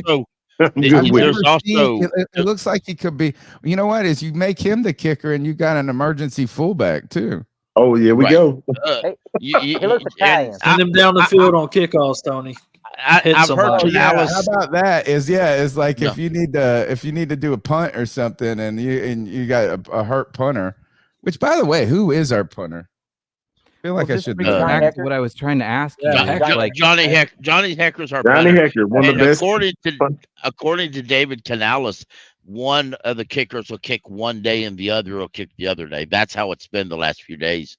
Panero got the first day, and Mavis got the second day.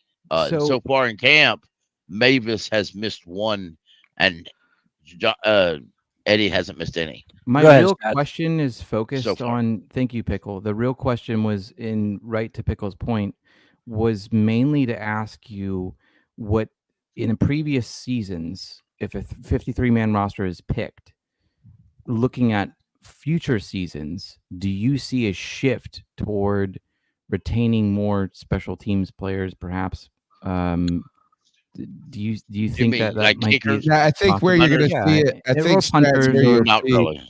I think Strats is what you'll see is if the Panthers decide to stick with Eddie Pinheiro and they like what they see in Mevis, is that that's where they stash these guys on the practice squad. And to be honest, as a special teamer on a practice squad is a good stash, because nobody on the rest of the unless somebody gets injured for another team, maybe a field goal kicker is. But if you're the Lions lost a kicker today. Well, they redid the rules of so the Lions are actively looking for a kicker. What rules did they redo for how a kickoff? You can bring people up and down. Oh, for the kickoff. Oh, yeah, kickoff. That's the. So don't you think that might affect the roster outcome on some teams? Well, that's just the actually, the point is that's kind of been moving towards that a little bit in some ways. Is that's why wasn't it Gano? Is a guy back in the day, back again 20 years ago, 30 years ago, you would have a punter, you would have a field goal kicker, and you would have what do you call it? plays Long kicker. snapper. Long snapper. No. Tony, I know what you're talking about. Back Whoever when Casey kicks the kickoff, so it the wasn't like kickoff, John a Casey. kickoff specialist. Yeah, Put his John big ass Casey, out there doing John that. Casey got old. We kept two kickers. We kept Lloyd, something Lloyd, and he was a British guy, and we kept him just to do kickoffs.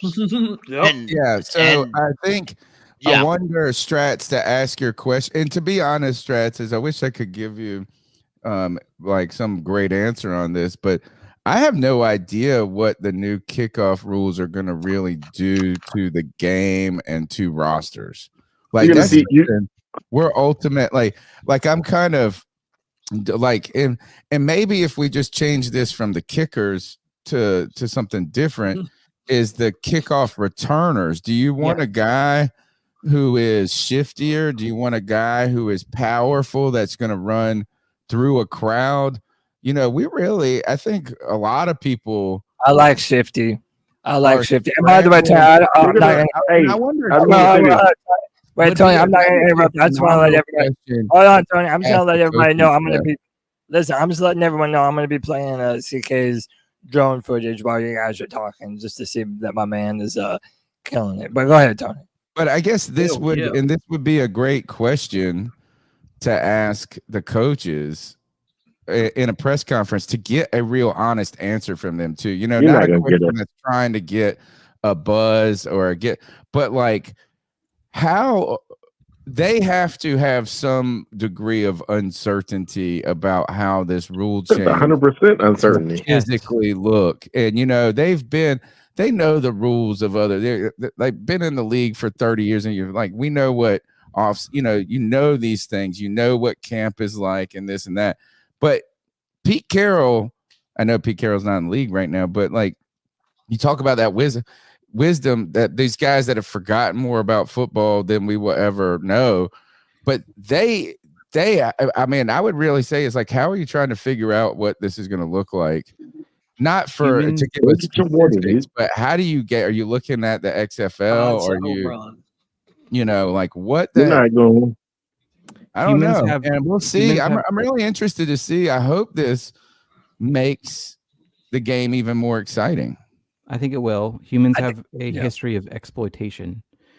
When you play video games, listen to this. When you play video games, do you not see people like trying to exploit things and like find loopholes and stuff like that, right? I do. When you play cheesy people, you have to resort to those measures. So what is going to be fantastic to come out of I don't know if I should use the word fantastic.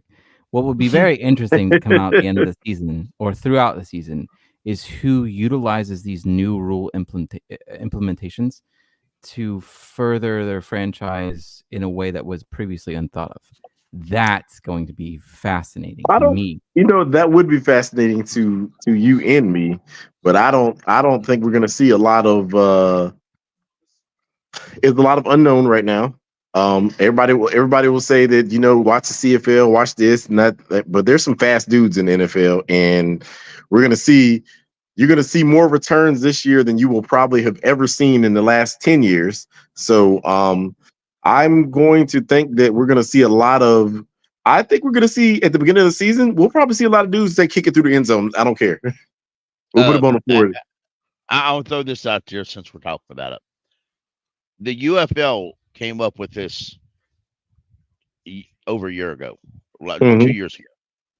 This past year, you know, the season that just quit, they didn't have that kickoff thing in it. Scrapped it. Yeah, they only did it for a year, right? They scrapped it after 1 year. Yeah. Do you expect the same thing in this situation? The NFL does this all the time.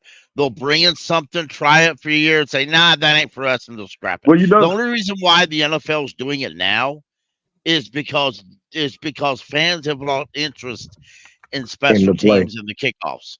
They've lost interest in it because the NFL enacted all these rules a few years ago just so they can eliminate, because the way that there used to be 3 guys and there were big offensive linemen ahead of the kicker, and their job was to bulldoze everybody out of the way.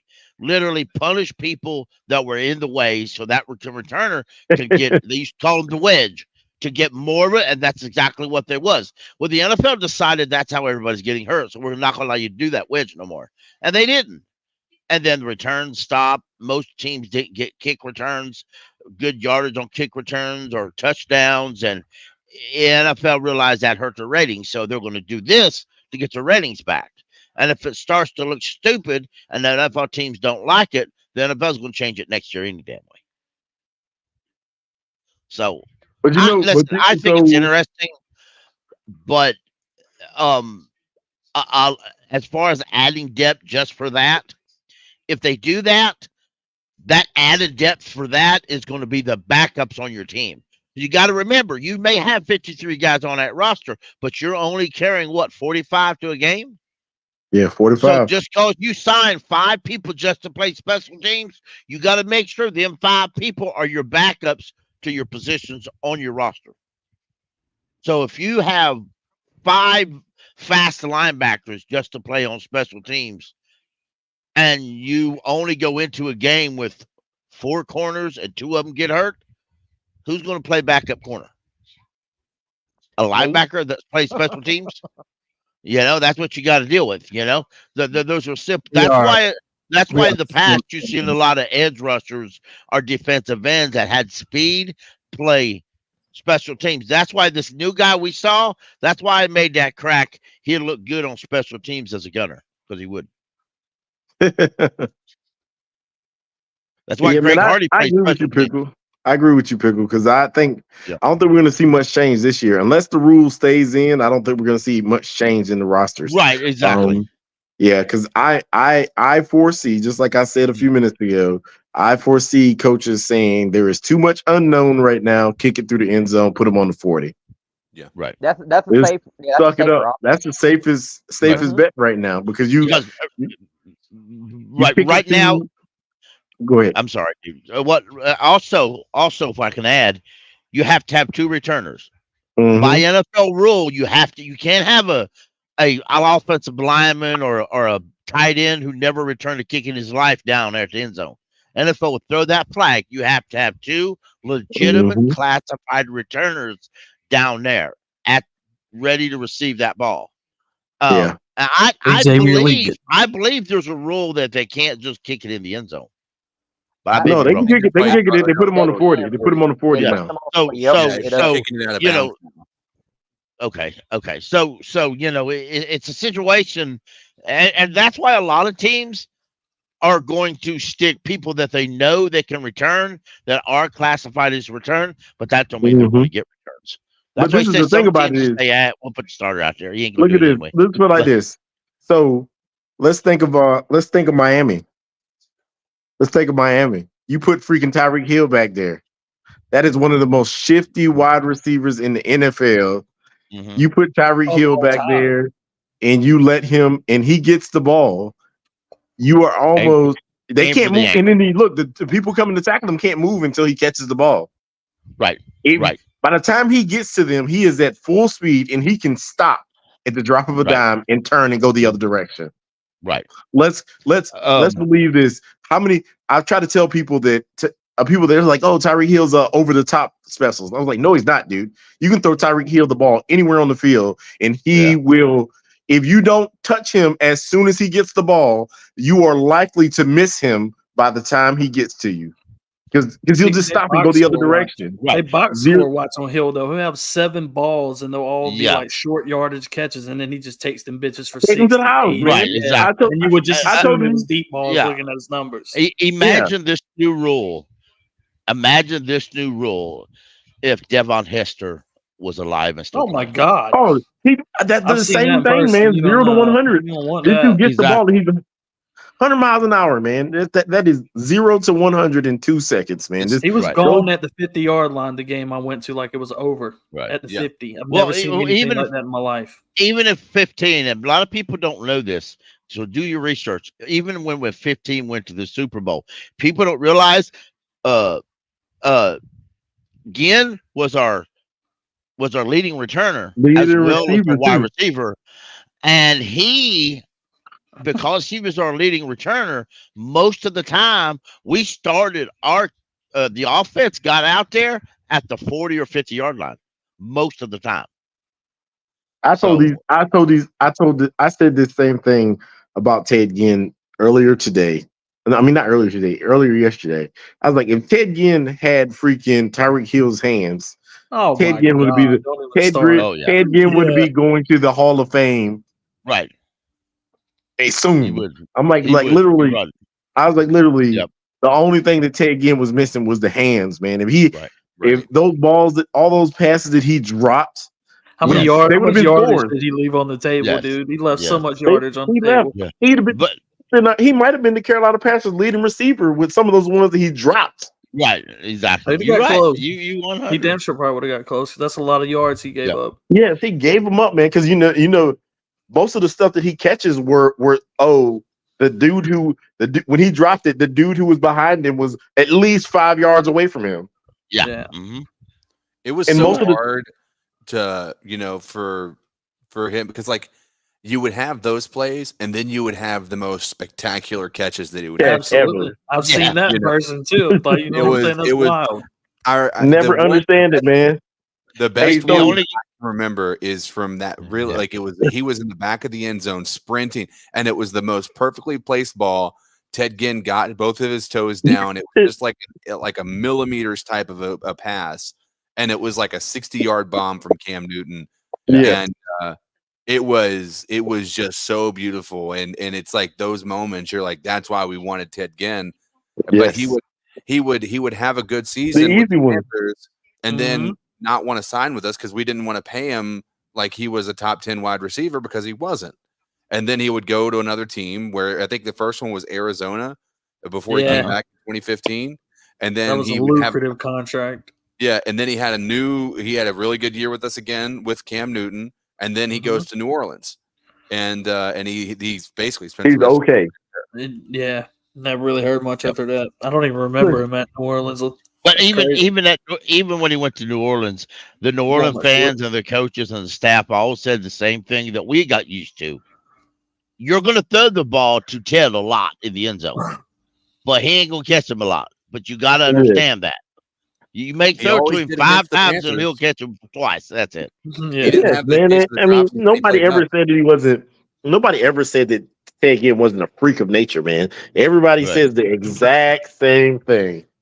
If I throw to you 10 times a game, where the person closest to you is 5 yards away from you, and the ball is damn near just given to you, and you don't catch it, what do you think we're gonna expect out of you, man? We expect you to, out of the 10 touchdowns that you could have had that game, we expect you had 2.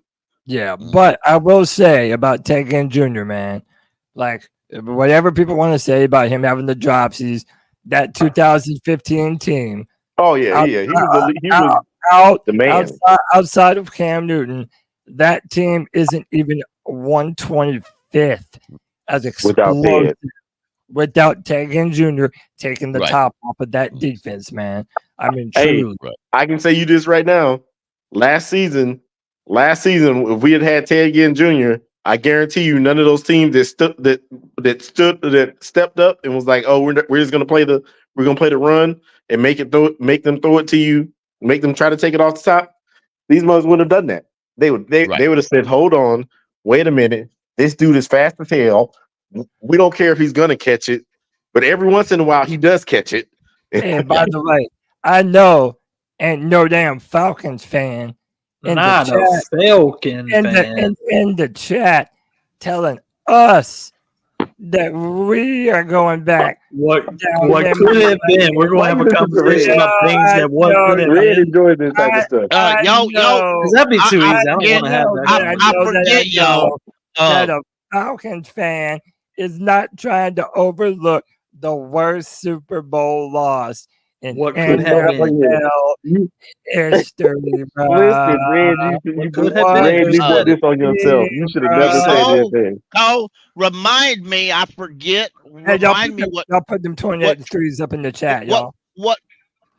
Remind me what 28-3 is. I forget. I think we beat that 28-3 is their grown lead. Yeah. Yeah, y'all put that. Y'all put them 28 that kind of threes. just Y'all put them You up don't in have the to even chat. troll Falcons fans anymore. They Put just them in know. the You just chat. got to look at them. Put them in the chat. You know You what's ain't had to funny? say Yeah, but anything, this, baby. but this is Red Swarm, and he enjoys it. Yes, he does. Oh yeah. He knows Oh what's yeah. up. Oh yeah. Red Cam does had, that. Cam had a devastating L, but 28-3, like Cam I had would a hang it up. devastating L, but like his was at like really on the back of one person, and that was Mike was. Rimmer, or not Mike. Yeah, Mike Rimmer, right? Yes, sir. Yeah. Rimmer. Yeah.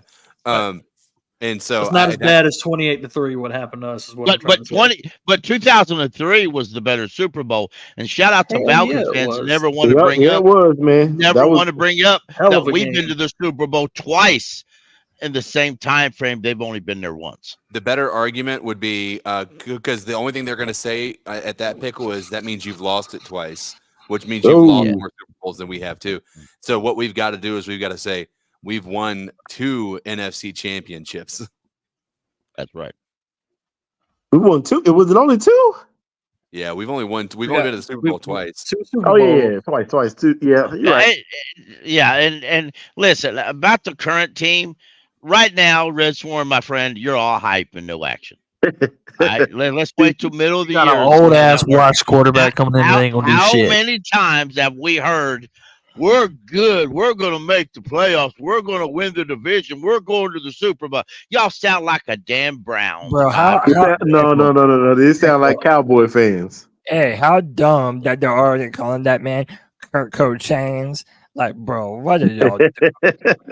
y'all sound wild. He's gonna put the turnover chain on. Y'all sound wild. Hey, we can't talk about that one though.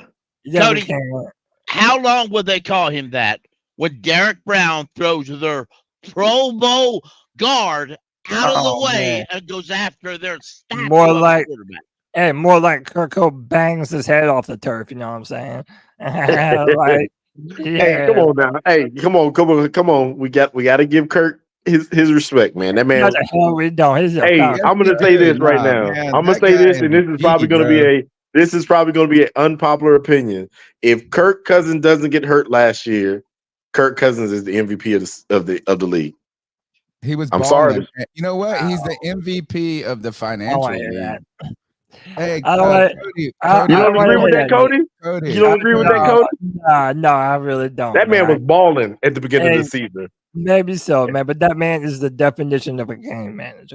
Anyway, listen, I'm not saying this. I'm just saying. Well, I don't know. He might have taken off his game manager status had he stayed in this entire season. Man, listen, Cody. Listen, Cody. I'm gonna say this. Let me say this one thing. Let me say this one thing. Justin Jefferson was on the sideline, so I'm just saying he was carrying this team, bro. He was carrying that team. If Justin Jefferson had been in the game, I would have said no. He was not carrying the team. It was but Justin Jefferson had his ass on the sideline. I will maintain, and then I'll pass the microphone. I will maintain there is no difference between Kirk Cousins and Derek Carr. It's all about to find that shit out the hard damn way. If the Vikings go into the playoffs this year, then let's end the Kirk Cousins as elite, because that means Sam Darnold is Sammy Dimes, baby. Because Sammy Dimes is their starting quarterback. Yeah. What'd you say, Tom? Can you put we're not logged in, so we don't have access to the Yeah, I got you, brother. Put it up. All right, thanks. Yeah, man. But no, dude, I'm not even everybody loves to pump up and blow smoke up Kirk's behind. No, nobody's gonna blow smoke up. He's a game manager. Poppin done transferred you to the Falcon fan board. Hey, but I'm gonna say this. Statistically, if we had to have any other quarterback, would you want Kirk Cousins or would you want Derek Carr? Neither. The same dude. Sam Darnold. Hell no. Oh, hell no. Y'all know that this man is better. No, Nick, it might as well be the same dude, my brother. Well, if I They may, might as well be the same dude, bro. I'm telling you. Y'all sending me over to the Falcons? Man, y'all can't send me over to the Don't do that. Preseason Don't do that. attitude. Don't do I that. like Here, let me Preseason's break this down. attitude a whole lot. Let me break this down for you. Stress. If we've learned anything from last year, we should have picked up what they were putting down. Coaching matters. It's not it does. just the players. It does. There's all these different levels that build toward having a team that you could call successful. So having all your ducks in a row. So Kirk Cousins, and then who do you have down there in Louisiana? Derek Carr. Derek Carr. Both of which are, I don't know. I mean, we saw Carr last season. Like, they have an issue with coaching, and if not coaching, at least like some type of level of organizational structure, right? It's what y'all, man. It's the offensive, and it's the offensive staff. And then Brady left Tampa Bay, so it's no longer Tampa Bay. So we have these, like, I just see this all four of us as being like, I think the Panthers are on a better curve toward the future than any of the other teams that are in our division. Is how. Yeah, I'm gonna tell you. I want to say something on this because I like that take. Look at what you just said. Has anybody else noticed that these young coaches are the ones who have been seeming to put things together, to build teams, to do the things that we think that they should do and all that kind of stuff, putting the right coaching staff around them so that they could be at their best potential, man. So I think that you were on to something, and I think that we are in a good place because I think that Canales might be the coach for us. I mean, just in my mind, just the way he talks. I like the way that I like his mindset. That's his, I like his energy. I love his energy. I didn't get a chance to elaborate further earlier, but when he was at the podium and said, "We are going to have as much information as possible to do this evaluation process," they are not rushing themselves into making a hurried decision based on panic and fear. I maintain that one of the things the Panthers have not been able to do well for the past 5 years is evaluate not only college talent coming to the draft, but evaluate their own talent on their own damn team. It's been a real problem. Extreme problem. Yes, and hearing Dave Canales say that helps me believe that maybe we're taking a legit step in the right direction of knowing the dudes that we have on our team. Yeah, that is 100%. 100%. Yeah, absolutely. We just got to feel. A lot of things that a lot of these coaches come in and they say, "I got to have my guy. I got to have my guy in every other position." This man came in and said, "This man can run my defense, and I don't have to do anything, and I can focus on." I can focus on the offense. And he was not one of them ones who was like, "Hey, you got to go, man." He was like, "Hey, I need you to stay here. I need you to run my defense and give me the opportunity to put my offense in place and get this offensive coordinator to the place to where he can call the plays." Yeah. But while I don't have that, I have you here to run my defense, and I don't have to worry about that side of the ball. Yes. And I don't think anybody else noticed how many players did they pick up defensively that have been in some sort of Evero's defense or some person who he worked for's defense, so that they understood this platform from the get-go. Because I don't notice nobody ever realizes Evero has not had no monsters on his defense ever.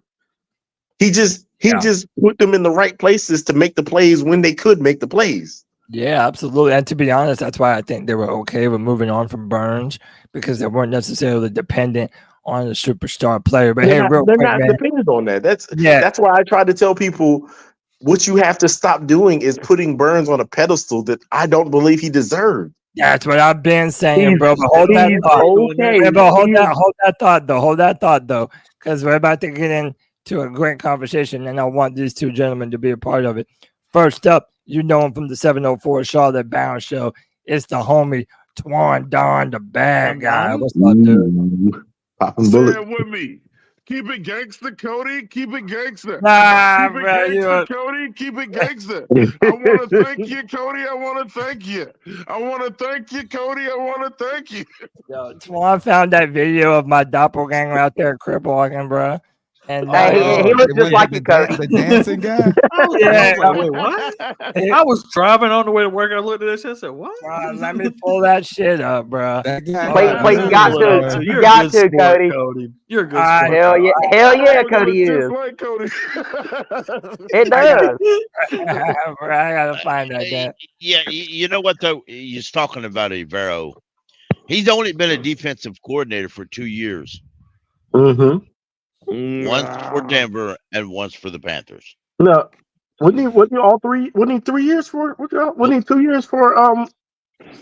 He was a part of the Rams defensive. But he was secondary. He was a passing game coordinator. He wasn't a defensive coordinator.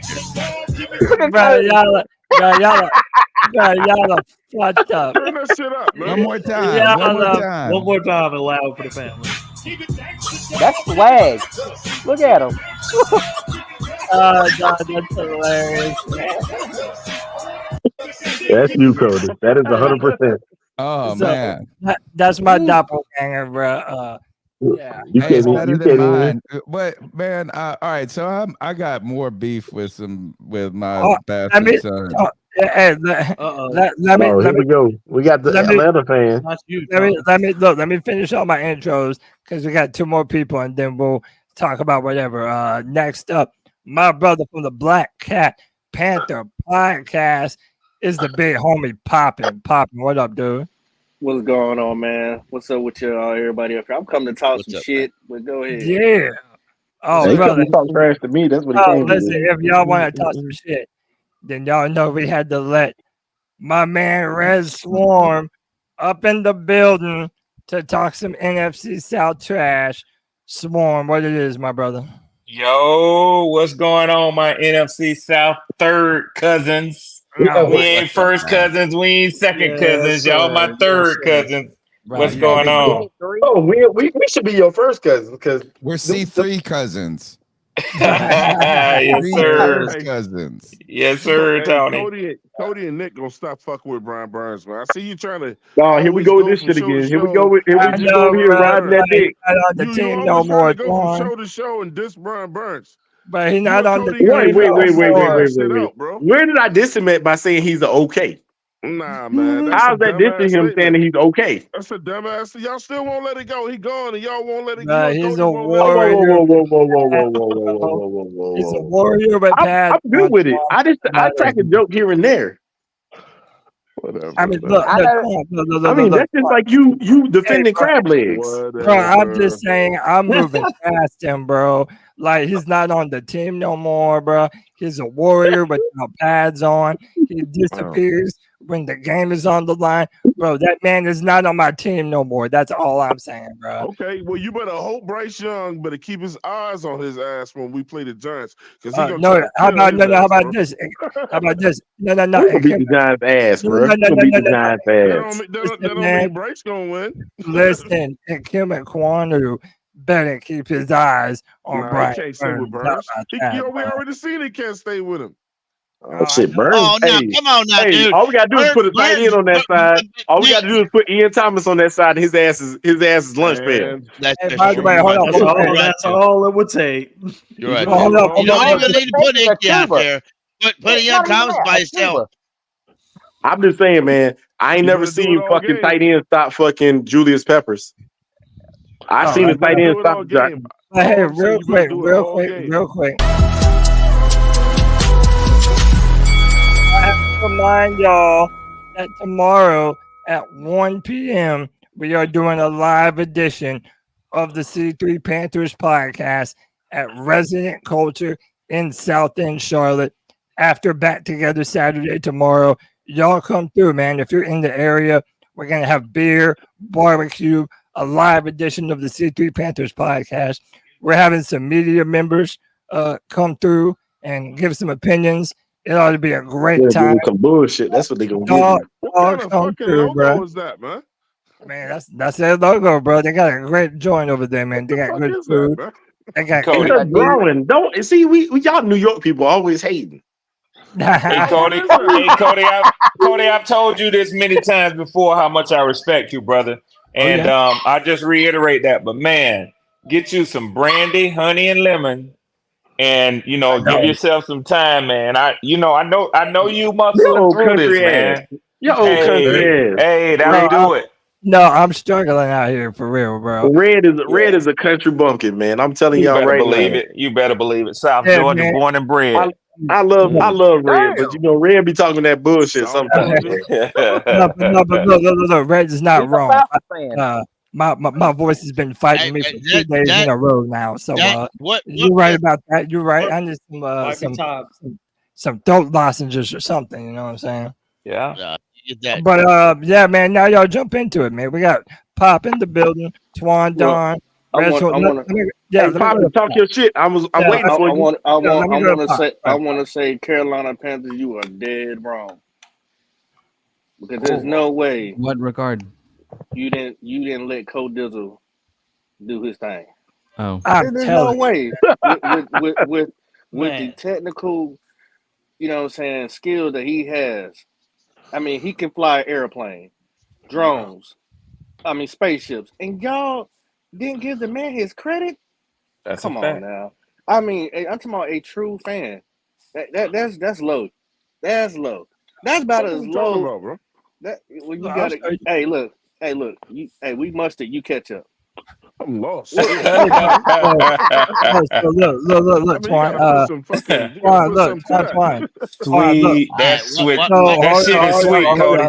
Everybody listen out. So my man CK, my man CK with his incredible drone. Oh, this is footage? Yeah, this is footage from CK's drone. Yeah, we did this last night. CK, that shit is tight, brother. I sat there and drank beer, by the way. I can't even hate. I'm a Falcons fan, and I can't even hate, man. That shit is tight, man. What's the buffer? Is the buffer coming? Yes, sir. It looks like it lagged on my side. Is it buffered? Yeah, I think it's because I think it's just the right? It's got all kind of shit going on in here right now. It's not gonna run too clean. If I walk, it won't lag like I that. have never entered. Have I ever come in that way? That's sweet, man. That's sweet. Yeah, man. And look, man. I've ever come in that way. I promise y'all, the intro that we are building for this year's season for the C3 Panthers pod, bro, it's about to be. I know that's a part of it. That shit there is fine, man. You already know I'm in the lab with my intro. You know I'm in the lab. Oh, man. A new season is a everything. Oh, the new season is well, and Cody, can I ask you guys this, because I know this is why I wanted to chime in. You asked the question, and I think appropriately it's right for divisional discussion. Are the Carolina Panthers poised to shatter expectations? So you're talking about expectations. Let's talk about what your expectations are for the NFC South. What are yours? Okay, well, hold on. I didn't get to finish my whole statement. You had to turn it towards you. Yeah, he is. Let me. No, y'all are telling me it's debatable, so let's talk about it. We never said it was debatable. We said it was debatable how good Kirk Cousins was going to be. All right, go ahead. Ain't nobody said. What do you think is going to happen this season? Well, by the way, can I just say that the reason why I titled it that the NFL this morning put out our floor, our ceiling, and what they think our record will be. So the NFL said that our floor is a 4-win season. Mm-hmm. They think that our ceiling is 8-9. Okay. But overall, they say the Panthers getting 5 wins this season. So more towards the floor. So what the reason why I my rule said, why y'all let me go then?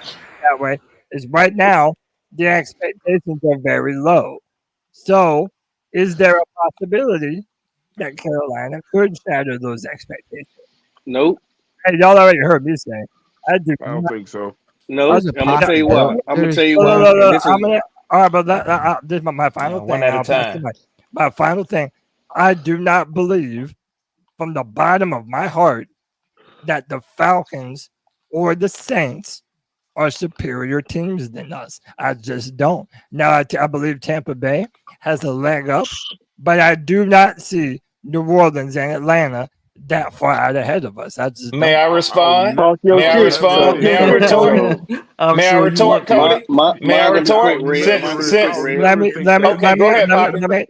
me get some other Panther opinions on, and then I'll go back to you, Red. Let me go to Pop and go ahead, Pop. I disagree because we're already having problems with depth issues. That's for number one. Number two, we are so far from forgetting what David Tepper has done, and why I feel like the reason why we have Canales here is only to try to help Bryce. But I've said it on Black Cat Panther Podcast. I like Dave Canales' personality, but I have nothing else to go off because he hasn't done anything in NFL for me to sit here and say, oh, he's going to be good at this. He's really like building his legacy now, right? But it's unfair. He just switched up Tampa Bay. We got to give him credit for that. You feel like he hasn't been less than 4 games? Hold on. You think you said you disagree? Hold on. He hasn't been a head coach, and that's more responsibility than being the coordinator. I got you on that. When you've been a head, that's my very key point when it comes to Canales. Not only that, he did not pick his quarterback, so that means he has to find a way for Bryce to run his type of scheme. Does Bryce still have the same type of intangibles that Baker Mayfield has? I don't think so. So that's a problem. I also have a problem with Dan Morgan to a certain extent. I think Dan Morgan can do it, but Tepper needs to step out the way. But what I get mad at Dan Morgan about is I didn't understand some of the things he did, because last year he got on Scott Fitterer and said you do not draft hurt players, and he went and did the same thing. He also went in free agency and got a hurt player, paid him so much money, even though he got hurt right at the end of the year and had a botched surgery. And that now since we don't have a Brian Burns, you have to sit here and find somebody who's a lower tier to try to fill in that spot for depth. So I do have some issues. And that's why everything I'm saying is a fact. Because if Juana was healthy, we wouldn't be out here looking for more outside linebackers. That is a fact. That is very true. Right. You've seen it all over the news. So let me go. All right, wait, we're gonna go Strats, then we're gonna go Pickle, and then I'm gonna go back to Red Swarm, who wanted to follow. Me. We just talked about Moneyball last night. Was it last night? I want to say it was last night. Yeah. We brought this up. Moneyball.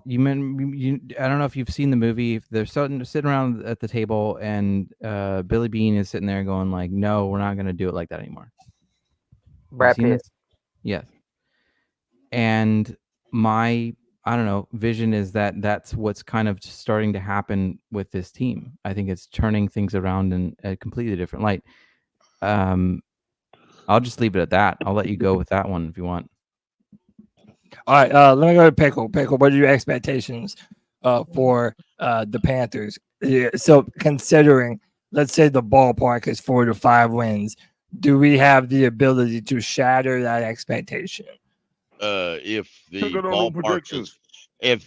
ballpark is 4 to 5 wins, I think we can. But we're going to have to. People are going to have to stay healthy. I mean, if people start getting unhealthy, and then we're not going to. But I personally don't believe that. We got to stay healthy to achieve that record, but we can. I think we're going to be slightly better than the average media guy thinks. My personal opinion. I want to say something after Pickle said, just to retort what Pickle said. What Pickle said is correct, but what Pop is saying is, yeah, we got to stay healthy, but don't bring hurt motherfuckers into the program. Well, I agree to that. I do agree to that. They knew that running back was hurt with an AC. You're gonna pass up Trey Benson for an ACL? That made no. I see the confusion. I see the confusion. All right, sorry. I wasn't specific enough. In my personal opinion, strictly my opinion, I would not have drafted a running back at all this year. They can't even. He finished up his. They got a center instead. It's one of those things that I did not love that pick when we made it. Now I feel better about it because I just think that with the type of O-line that we built and how dedicated we want to be to running the football, then yeah, absolutely. I'll be glad we did. I promise. Yeah, I'm gonna get to these ones. Let me let my man Jake go, and then I'm gonna go back to Swarm. Yeah, it's fine. I'm waiting, Cody. Yeah, you're cool. I was just gonna say about Jonathan Brooks though. You're talking about a guy that was in a run for a Heisman, that his season was gonna be better than B.J. Robinson. And when did B.J. Robinson get drafted? First round, was it top 15 picks or whatever? You're talking about a guy that he was projected to have a better season than B.J. Robinson until the TCU game when he tore his ACL. I mean, I know it's a running back and I know it's a high draft pick, dude, but we can't sleep on this dude, bro. We cannot sleep on Jonathan Brooks, man. Yeah, and 100. And don't even look, y'all are just stop being paper GMs, folks. Stop being paper GMs. Like we need this, we need that. You got a fucking stud right there that's sitting there just ready for you to get. So you don't go, we need. You don't draft need. You don't draft need. You go and get those dogs, dude. And that guy's about to be a dog. This is a star. He's a Cody. Stop listening to pick. He would have been a first round pick if he didn't get hurt. So you got to stop listening to Twan, man. Even on the 704, look, repping the 704 podcast always. But even on the 704 podcast, Twan is talking about fucking goddamn Florida State players. Stop listening to this bullshit that he putting out, man. Hey, but we all do that, though. We all do that. We do all do that. Twan on a whole nother level, though. Twan be telling us shit that happened and didn't happen. I'm gonna say this and we'll be quiet. Listen, I got you, Twan. If I took a poll right now, who would want Jonathan Brooks or who would want Trey Benson? I hear what Tony's saying, but Trey Benson is better than Jonathan Brooks, man. I don't know about that. All right, well, look, hey, no. Y'all only saying that shit because we got him. Listen, I think time will tell. But no, look, a lot of people had Jonathan Brooks as their running back one in that draft. That was not a wild take, Twan. Stop with that bullshit, man. It was like a 1A, 1B thing. Hold up. I'm a man of my word. Hold up. I'm a man of my word. I'm going to let Red Swarm get in. Go ahead, Swarm. Hey, Cody, thank you, man. You know, it's a Friday night free-for-all. So I got to come in here and battle 9 against 1, but I'm ready for it. Twan, I heard that little shot you took. We good. I guess you're talking about Florida State 63-3. But let's see. Hey, let's talk about where Strats was at. Strats, I like the point that you were beginning to make. I see where you start. Hey, Twan, I got you. I see where you started those Strats, and then you stopped, and then you stopped.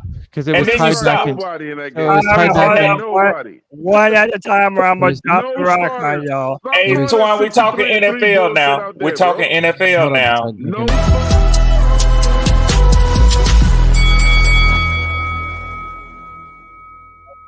Bomb. Well, that's OD, bro. Let my man. Thank you, Cody. I'm gonna let everybody talk to him. I'm gonna let Thank you, Cody. I'm gonna let everybody have their piece. I'm gonna let everybody have their piece. I promise you, bro. So, Cody, I know how strong your hate is for the Falcons, but you said it from the bottom of your heart. You don't see anything that the Falcons have done to improve, and that they're any sort of significant. That's not what I said. But that's not what I said, though. But it's close enough. It's close enough for me to I just said that I don't think to paraphrase. It's close enough for me to paraphrase. I do not believe y'all have taken a greater step than us. That's all. Okay. So with that being said, I guess incrementally, you're talking about a team improving over the season, and with that, I agree with you. We went 7-10. I don't see us going 14-3 this year, but I absolutely see y'all potentially going 4-13. Now, I put my record predictions in the chat. I had us at 11-6. the Bucks at 9-8. I have you guys at 6-11, and the Panthers at 5-12. Now, and let me tell you where I get that from. Let me tell you where I get that from, Strats, since you like statistics so much. That's fine. All the way back when we made the move. Well, listen, anybody who is a serious football analyst and a serious connoisseur of the NFL game knows that what we have done, we've been building over the last 3 seasons. Now, also people who listen to me, who are willing to give me credit, I said that I like what the Panthers did in this year's draft. I said similarly, what we have done, 1 year we took a number 4 pick, Kyle Pitts, a position player. The next year we took a number 8 pick, Drake London. The following year, we addressed the running back position with the number 8 pick, Bijan Robinson. Well, I waited a very long time. Even when he said it was my turn, you jumped in. So please be patient. Please be patient. So I said that I saw you guys making a similar move in one draft. I think if those guys hit, being Jatavion Sanders, being Jonathan Brooks, and being Legette, that's going to be a hell of a draft to go down if they hit. The thing that y'all are missing, I said it before, I said it again. You don't have a quarterback. And Bryce isn't going to pan out. What my team did is it took them 3 seasons, but they got those position players with a top three offensive line. We addressed the quarterback this year. CBS Sports wrote, and I'm finished after I say this, Cousins is a strong fit for a similar offensive scheme. Let me give you just a quick statistic stat, and then I'll be done, and y'all can flame the hell out of me. But then I got a question for you. Okay. Kirk Cousins rankings with tight ends since 2015. No, he ranks number 1 in pass attempts. He ranks. You got to win to get to the playoffs. He ranks number 1 in pass attempts to tight ends since 2015. He ranks number 4 in yards. He ranks number 4 in touchdowns, and he is split again. So again, I gave you my record prediction. And I'm done. I gave you my record prediction, and I gave you some statistics and some analysis as to why I know that my team is vastly improved. Now you shoot it down. Let Cody talk, man. Yeah, I'm gonna let Strats go. Right, I have a very simple question though. Are you comfortable with him coming off of that Achilles injury? Like, do you think that he'll be ready to go? He's been medically cleared. I know you don't follow my team, but I follow the NFC South. He has been medically cleared. And let me say you this, Cody. Even if he does miss time, you all saw Michael Penix's arm in college football last year. That's all I got to say. Okay. I'm going. Some nerve asking about Kirk Cousins, but then y'all just sat there and jumped out your fucking drawers for Jonathan Brooks. Look, I'm gonna let. So this is the order, man. We're gonna go. Strats. Need to shut up and let one person talk. We're gonna go Strats and then Strats and then Twan, and then I'm gonna get somebody else in the show. That thank you. Go ahead, Strats. Yeah, I was gonna go.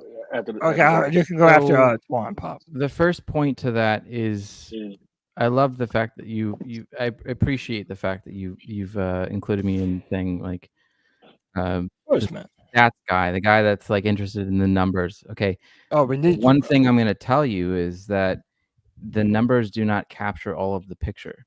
So do not focus on them all the time. Perfectly. It is a factor, but it is not all of it. Right. So remember that. Okay. Beyond that, I'm going to go ahead and say the first part, what I was trying to say about the Billy Bean thing was I'm alluding to the fact that they paid less for a higher sack average. Is effectively what I'm getting at with the Panthers. And I don't think. Oh, that's a great point. Yeah. Bars.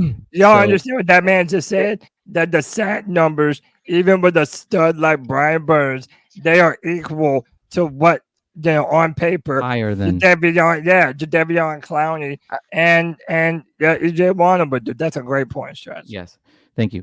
And then the last point is I was making a note here. What did you say? I'll give you it is going to be a QB race off, like where the out of all 4 of our teams, whoever the fuck figures that shit out in connection with however the pieces work around it, the quickest wins the fucking division. It always is, Straps. It's the NFL. It's the NFL. No. It's always about the quarterback. That's why the kid. That's why the kid in Green Bay just got the fucking mind-blowing contract. And before him, Trevor Lawrence. It's always about the NFL and it's all about the quarterback in the NFL. Hold on a second. That's not what I said. I said it's about the quarterback and the pieces around him all meshing together.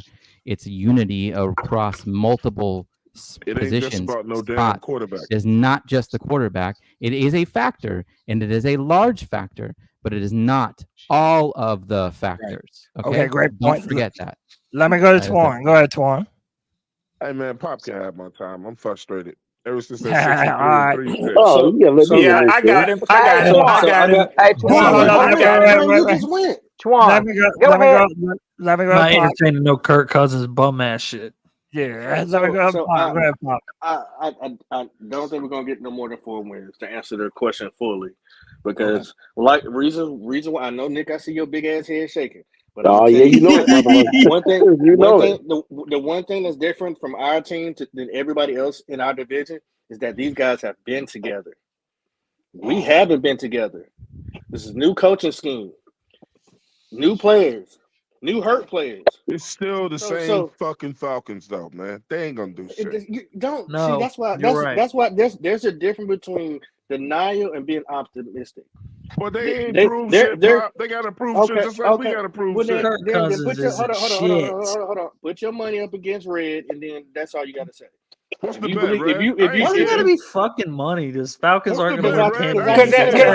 Hey, this won't take long, y'all. This is how we do. 200, Twan. 200, Twan. 200, Twan. Better record. We'll have a better record this season than y'all do. No, I'm talking about on us head to head. Fuck the record. Us head to head. Anyway, let me finish my point. Well, all of us men in here, right? Oh yeah. Would you buy a broke down car? We just got a broke down running back. I would. Hold on. I would. Depends on the car. I mean, I would not. I would not buy a broke down car for people. I see where you're going with this. People buy broke down houses all the time, and they put money into them, and they resell. Let everybody let Pop go. I'm gonna drop the rock. Go ahead, I Pop. did not cut any of y'all off. If you are making an investment, the little money that you have to spread around, you're not going to sit here and invest on, or a lot of money. A lot of money that you got to spread around. You're not going to buy a broke down car. I would. I do it all the time. Not to take your family back and forth. I ain't got to do that. I got a car that's fixed out there too. But I will buy a broke down one and fix it. Hold on. That's different. When you have one and when you don't have one. When you have one and you don't have one, it's different. When you ain't got no car, you're not sitting here getting no broke down car, are you, Nick? What's your point with this then? My point. I had a broke down. Hey, my very first car was a broke down car. Now I put it together and I had a car. He'll tell you his point.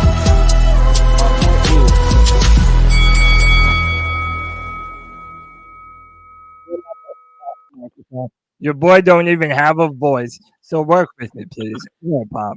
No, he asked me. I never can get through it because every time I just say car, I'll buy a car. The point is, you're being responsible, right? And you got to sit there and invest in something, and you need this car. You already have 2 cars that are running great. You're not gonna sit here and buy another broken down car for this team. I just don't believe in that. Especially don't contradict yourself and tell the previous GM you do not draft hurt players because hurt players stay hurt. So, and drafting a running back in the second round was not a need that we needed at that time. I'm sorry if y'all feel like we just needed a running back, but we didn't. Because if that was the case, why did we go out and get all these other free agents running backs in free agency?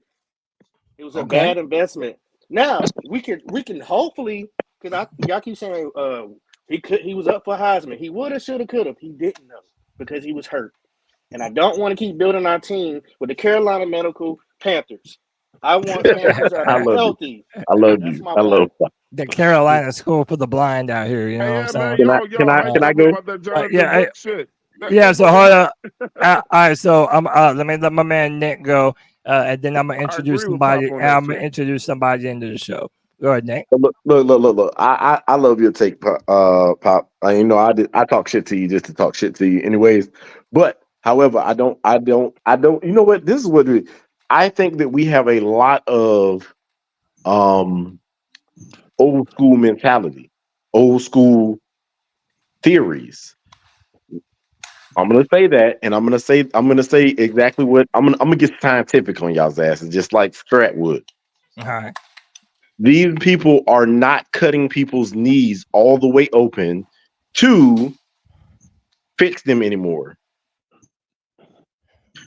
A lot of people, depending on how their body reacts, and the only reason that this dude is on PUP is because the coaching staff wants to wait until they feel he is 100%. But he's medically cleared to play. At the end of the day, the dude this is not the same old football where an ACL injury was a year-long return. This is not that anymore. And hold on, let me finish. Twan. I'm gonna let you say whatever you want to say. 6 games, then why play him? You don't need to play him. Let him There's no sit out the reason to. whole We're year. gonna win 6 games. We got 3 But of at the them. end of the day, we don't know that. We don't know that, do we? Y'all the ones that be preaching that negative Nancy shit. I ain't with that. I'm not with that. I think we can win 7 games. I think we can might be able to win 8. Okay. At the end of the day, I do not believe. I think Dave Canales is going to turn this team into a bunch of fighters. I don't care whether we win by 1 point. I don't care whether we bite some ankles and we lose by 1 point.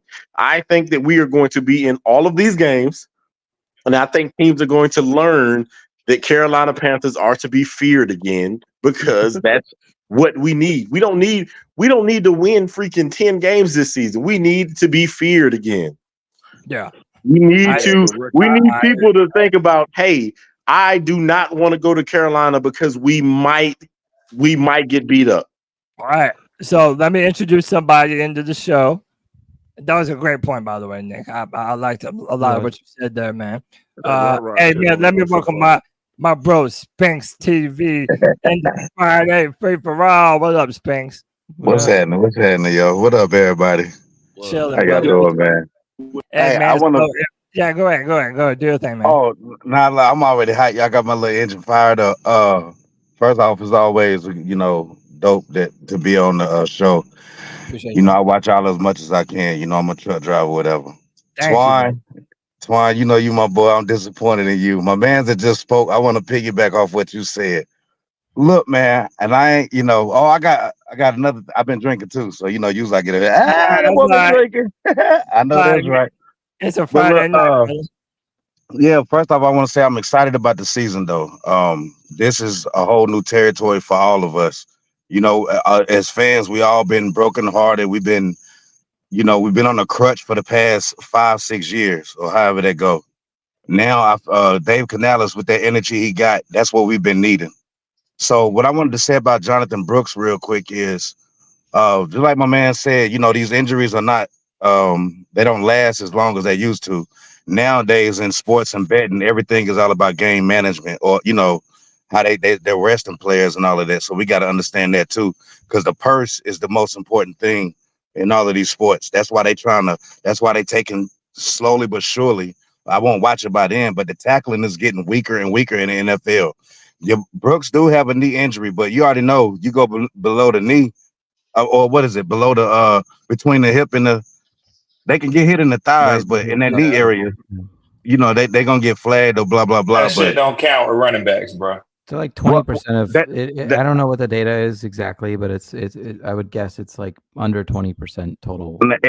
Now, okay, but it might not count in the running backs. But when you got a room like we got right now with 4 or 5 running backs, you got a different situation for each running back you have. That's just like if I'm rich, I got a different car every day of the week. That's what they have. You got your middle. You got your outside, you got your between tackle. You know what I'm saying? You got everything you need in your pass catcher. Huh? One of them didn't pass inspection. Jonathan Brooks. Nah. Well, He I mean, didn't, hey, look, but they give you what 30 to 60 when you get like 30 days to You had the brand. bring it back, try it again. Listen, William. Hey, can I say one thing real quick? One no. thing. Yes, of course you can. Go ahead. Please, Tony. Strat, speak of the devil. Hold on, let me put it up. Let me put you up. My phone's broke. You're gonna get epilepsy. Hold on, let me put it up. Cody, don't go to our four horsemen chat. Oh, okay, hold on. Y'all, man, listen, man. Y'all got to stop this nonsense about the injuries being the same, man. There was a 40-year-old man that was ready to play football at the end of the year last year. And he was talking about making cuts in March. After Achilles injury, he was medically cleared to play football.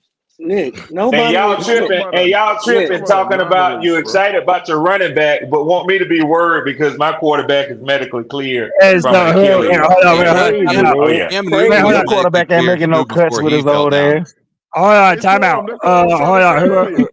Wait, so CK, who are we looking at up on? This is Eddie Pinheiro about 3 or 4 minutes ago. Yeah, and show the other picture with that. He didn't show the other. There's another one with a close up of the. I got in the elevator with him, and I was gonna say, "Who's your barber?" Eddie and they talk about how long is my stay. Hey, I'm a SEC football fan, guys. I'm a big UGA fan, as y'all can tell. But my thing is that kid Mevis is gonna be Eddie Pinheiro out, man.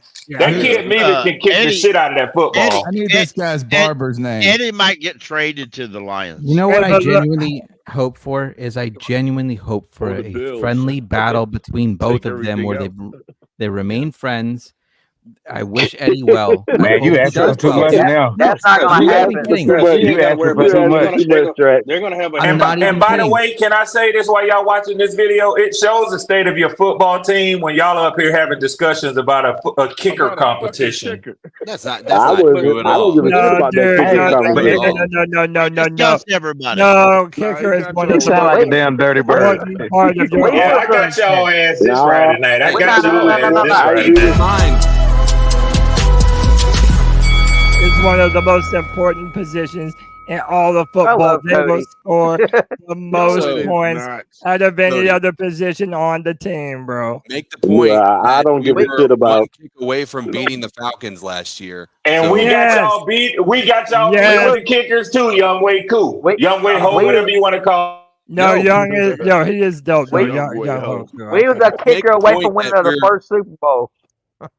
To make the point that our franchise is suffering because we're having a conversation about a kicker when we only lost to the Falcons for that one game by because of the kicker. It wasn't because of a kicker. If it wasn't for the kicker, we own y'all that year. 24-10 last year or the year before. I know how y'all like how much y'all like revisionist history over here to keep going back to Cam Newton. But hold on, I'm talking about currently. I'll fire y'all out tonight, baby. You crazy? Hey, let me tell you something. Y'all was trash last year, just like we were. Y'all ain't been shit since Julio left. Let's get that out the bag right now.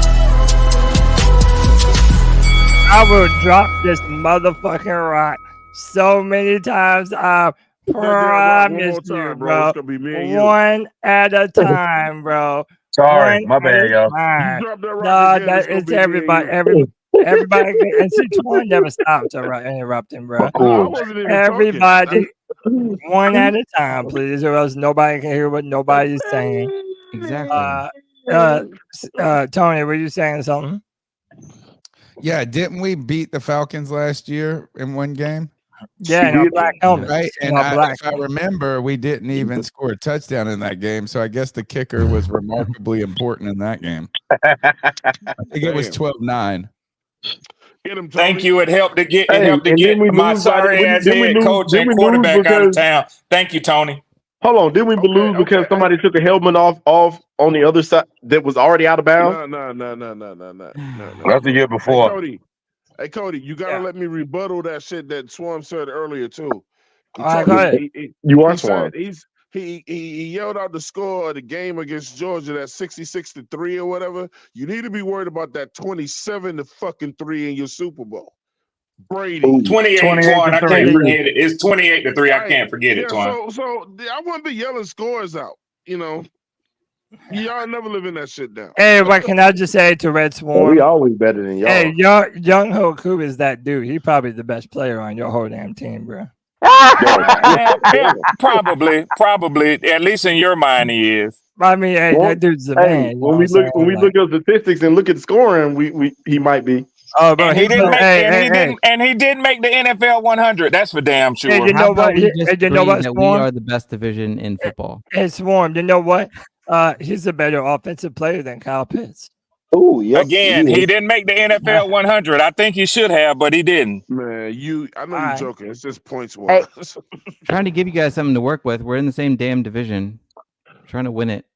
Hey, y'all gonna lose to the Saints both times though. They're gonna tell y'all ass up. I just tried to bring it back around here. Why are you trying to split this back again? Yeah, there's no peace on the free for all. It's a pointless endeavor. I think. Hey, I just want to ask Nick a question. Can I ask Nick a question? Nick, bring your big head ass here. Let the Saints fans show up to argue with y'all like I do. You don't have to blame you're for right. the Saints. They don't. No, you're right. They don't show up. Ask me a question. I mean, They know better. I know you sound like Dan Morgan. I want people to be scared of the Panthers. Who should they be scared of on the Panthers right now? I mean, Derek Brown is a Clowney? badass. Derek Brown is fucking badass. The middle school kid coming to school with his backpack on. That's the one. Evero. Crossing the street. Evero. That's who they should be scared of. Evero. The last time I saw that Saints player, he was running chicken shit away from Derek Brown. That's what I know. Tell you what, hiding behind the Panther staff member, but he's scared Derek Brown going to clean his bitch ass clock. Y'all should be. I will give y'all that. I will give y'all that. Derek Brown is a bad motherfucker, and he is by far the best player on y'all's team. Y'all best players, y'all running backs. He's the best defensive tackle in NFC South. We found common that's ground. sad right there. We can only He is the best DT in the NFC South. I give you that. He is. Yeah, he one of the best ones in the league. He's top five. He's a fourth. He's top five in the league. He's definitely top five. Yep. But let's go position by position, Tony. I know these guys get out of hand, Cody. If y'all would endeavor me, CT, CK, CJ, CK. Let's do this. Let's go position by position. And I'm willing to concede we probably don't have any position that stands out as the number one on the defensive side in the NFC South. But would y'all do me that favor? Yeah, that's where you've been drinking too much tonight, my boy. So let's go position by position. That's 22 arguments. Who's gonna do that? No, it's about seven or maybe 8 position groups. It don't take that long. 8 position groups. It don't go that long. Are you saying? Wait. Let me clarify. Are you saying in all the NFC South, like what team has the best at that position? No, you're talking about. Yes, only in the NFC South. Only in the NFC South. Well, let's not do all of them. Let's just go through a few. Tony, what do you got? That's fine. That's fine. I mean, corner. Who's got the best corner? J.C. Horn. The Saints. He ain't healthy enough. He ain't healthy enough. That boy old. The Saints. That Now, boy old. so some people been drinking and they're biased, but I'm willing to engage in a serious Lattimore discussion. got burnt last year. So I'm listening for those of y'all that are serious about this. The Saints have the best cornerback team in the NFC South. Lattimore is no more. CK has the mic ready. Wait a minute. Let me say Eminem right now. He said corners. And not corner. In the moment. So when you say corners, you're talking about the entire position. So don't throw JC Horn out and just say, okay, he's great. But when he on the field, he got the best rating. Yeah, he is. But what about all the other corners? He didn't say one corner. He said the position corners. They're not listening, Pickle. On a regular team, you carry at least 5 or 6 corners. So J.C. Horn might be good, but you got 6 other corners or 5 other corners on the Panthers that ain't that good. So let's it won't be us. And notice I didn't say Falcons. Oh, you said Notice I which didn't say team? Falcons. Notice I didn't say Falcons. I said Saints. Let me ask. Wait. Time out. Let me ask. Are we asking what team has that best position group? Or I thought he was saying which player. That group. Yeah, They're talking about that group. Player on the team. All right, but then that makes a little more. I mean, look, I would say overall, I would probably if we're going by that notion, I'd probably say New Orleans is probably the most well-rounded. Swarm knows I'm a little bit biased. I know that AJ Terrell is a dog. I know that firsthand. But I mean, I think I forgot Jesse Bates. Yeah, I mean, he's the only corner that we have. He's the only corner that we have. I know he's not a corner, but we're in the same. Our corner's been hurt for about 5 years. We're in the same spot, though. Swarm. We only have JC Horn. Yeah. And everybody else is literally a bunch of who's the motherfuckers. Like you've never heard of any of them. So, but if I'm being fair, if I'm ranking the division in terms of corner, I'm going probably New Orleans, probably number one. Then from there, I'd probably say I put y'all number two, Cody. I put y'all number two. No, I'm not even. That's my. Well, I do. I'm not even putting us. I'd go Falcons. Tampa has shit for corners. They're last. We're third. Y'all are second. I would say because we have JC Horn, that puts us over Tampa. I have us three. I would have them number 4. Let me go to CK. CK, who has the best corner group in the NFC South? I would still say I'd say the corner, not secondary, right? Well, however, I guess it makes a difference if you take the safety in the secondary, then you really got to look at the kid at Tampa Bay. Yeah. You know, you really got to look at him. But see, this conversation not fair though, because Saints got the best damn front line, which made their corners look that much better. Yeah, I mean it all helps. We can look at the groups one at a time, like Strat said. We can look at the groupings one at a time. Yeah, but I'm saying, no, but what he's saying, listen, that front line is what make that who they. It doesn't make a difference. We're not going down that rabbit hole. We were trying to let CK answer CK's question because I think it's important. But, you know, you can evaluate the groupings without all of that. You can evaluate the groupings without all of that. If the quarter, if you include all what you're talking about, if you include the defensive line right along with the safety with the corners, you're going to have to include the linebackers. Once you do that, it throws the gas. It throws a match to a gas can.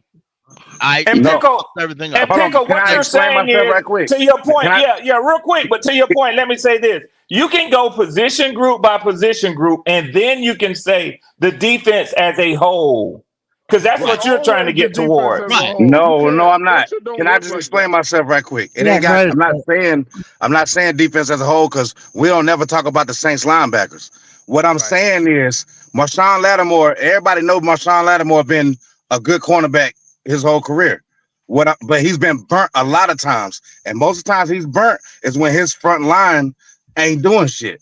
But the defensive line, Carolina never had we had Chris Gamble, we had a couple other corners, but because our defensive front was so nice, it made their stats look better is what I'm saying. So I can't just say that Saints got the best secondary or whatever.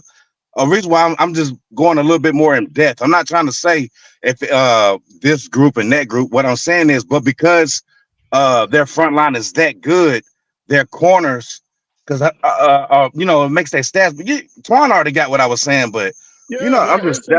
Well, Twan is an undercover Saints fan, so of course he got what you're saying. It is a relationship. All right, I'm not writing on that. But listen, the thing is, Twan didn't stats. This is why corner, to me, the hardest position to play on the football field is the cornerback. It's corners. Because a corner's on an island by itself. Like he just said, Lattimore is only as good as that line is, but a corner, a shutdown corner like Revis didn't give a damn what the line did. The dude that he was in front of, he shut his ass down. Thank you. Well, you're a cornerback, you're on an island by yourself. So that dude either gonna beat you or you gonna block the pass or whatever. It's hard to cover, bro. It's hard. How many fights Lattimore done got into? because he be getting his ass dusted all over the field. That's when the front line ain't doing good. About 50 of them. Yeah, and he only get into fights. Thank you. That's what I'm saying. That's all I'm trying to say. Mike Evans stay clowning his ass. Thank you. I get your point. You're right. In any defense, your defensive line that's what make the cornerbacks got 3 to 5 seconds. I want to say 3 to 5 seconds to being able to chase them around. If and most quarterbacks they got to get the ball out in 2.7. Cody, I know you got to let Strats get in here, but let me say this to my man's point. We just hold on, Twan, real quick. We just wanted to have a discussion. What you just did was effectively block the discussion because you said, well, we can't really evaluate the cornerback grouping just by itself, like Pickle said, the 5 or 6 corners as a whole, because you got to see the effect that the defensive tackles have on the corners. So that's unfair to try to evaluate the corners by including that. Yes, it matters. Yeah, every position group, it's a team sport. Of course it matters. But we're not trying to do that. We're trying to evaluate it grouping by group. And I understand that y'all don't want to do that because you don't want to admit. That's not what I'm saying. You don't want to admit. Carolina didn't even give up that many passing touchdowns last year. My team dominates at every position on the offensive side of the ball except wide receiver. That's what y'all asses don't want to get to. All right, let me let Stratton. Hold up. I told Stratton to go. Let me let Stratton. I can try to step in here. There isn't a fundamental problem with looking at it because there's like 2 different ways you're looking at it. Is like you're looking at it like, I hate to say this, but I come from physics and stuff like that and mathematics, and I really wanted to go into space physics and that kind of thing, astrophysics rather. It's like quantum mechanics versus general relativity, where you're like one's a different an up-down like top-down perspective, and one's like you can have that shit stats all to yourself. It's hard to mesh them both. What I would say is this: you can. What we're looking at is we're not trying to get. I'm almost done. I'm almost done. I got one sentence. I'm asking a question. I mean, look. Give me one sentence, and I'm gonna let you. Listen. I'm gonna let you ask your question. That's just numbers. That's not how. I'm gonna let you ask your question. Let me let Stratch finish, and then I'm gonna let you go. And then honestly, we got a big day tomorrow. After these last few remarks, we're probably gonna get up out of here for the night. Go ahead, Stratch. And then tomorrow. I already said I was gonna lose my question or my thought process. You sidetracked me here. I'm doing my best. Well, give me a second. Hang on. The point was the small to the large perspective. There's multiple different ways of looking at this, but ultimately, what we're trying to do. Oh, yes, that's the point. What we're trying to do is just get. We don't want a perfect answer. We want a summation. We want like a generalized. What do you feel about this position? All right. So we don't need to break it down and have them all interlink for that. We're just looking for first observations for the position groups that we're looking at. That's it. All right. It's as simple as that. So what do you feel? What have you seen relative to those positions? Meaning when you go out there and you watch this practice tomorrow, or you watched it yesterday or the day before, what did you see that stood out to you for that position group? Oh, this person has been getting a lot more feeds. This person has been making more receptions. This person, those kinds of things. That's what we're looking at. We're not looking at how they all interlink just yet. We will get there, but we are not there now. Yeah, passes defense. See, look, I 100% understood what that man was saying. The reason why I said what I said was because either way, Carolina did so-called good last year in pass defense, right? Still top ranked. But why was that? Because everybody ran the damn ball on us so much. That's what I was really getting at. The stats looked a lot better. Like if you think about it, even though we didn't really had nobody in the secondary, we did pretty damn good. That's all I was really saying. But it wasn't. I was just saying like the Saints. You know, you get what I'm saying? Like it was just because if you're going by group, we had a better secondary as far as names over everybody really in the league last year. besides your dude from the I forgot who that dude was from the Falcons, because I don't give a damn about y'all. But other than that, like our stats look good, but they look good because we got ran on a lot. Now, if now what I do think gonna happen this year though, it's gonna be 10 times more passing. Well, no, it's not, because we're gonna be running. We're gonna run all over everybody. But I'm just saying, like, overall, the Saints have definitely been number one in secondary and all of that. But that just becomes, I mean, that just came from because that defensive front is so good. That's almost what I was saying. No, I hear you, man. But I get my bad. Go ahead. No, you're all good, man. Listen, I got that, though. Apologize for you. Don't even say no bad. You're good. We no, totally got what you're saying. we all have a free for all every single Friday, man. It's a little bit hectic sometimes. I'm just glad I finally made it, man. Oh man, missing it. Definitely. I'm glad you're on man, here, bro. come You're back- good. Hey, come back every Friday, man. We On love- account of we what he love, said. Yeah, we love everybody's presence, man. I enjoyed talking to you, Spinks. So Oh yeah, Storm. Yeah, it's nice meeting you, man. But I'm gonna tell you this though. This year, I don't even believe the series gonna be split. I'm what they be saying, the little bold predictions. It's either gonna be Atlanta 2-0 or Carolina 2-0. I'm gonna put it that way. All right, I like that. I want to say my last statement is something about this run game situation. One, I did not like that Canales was telling everybody we're gonna run the ball the whole time. Thanks again for telling everybody what the fuck we gonna do. So that was but I like that shit though. Number two is this. On that offensive side of the ball with us, everything is going to depend on Bryce Young. So in order for us to throw the ball, Bryce Young has to prove that he can to run the ball. Bryce is going to have to prove that he can throw the ball. It's going to have to work reverse with us.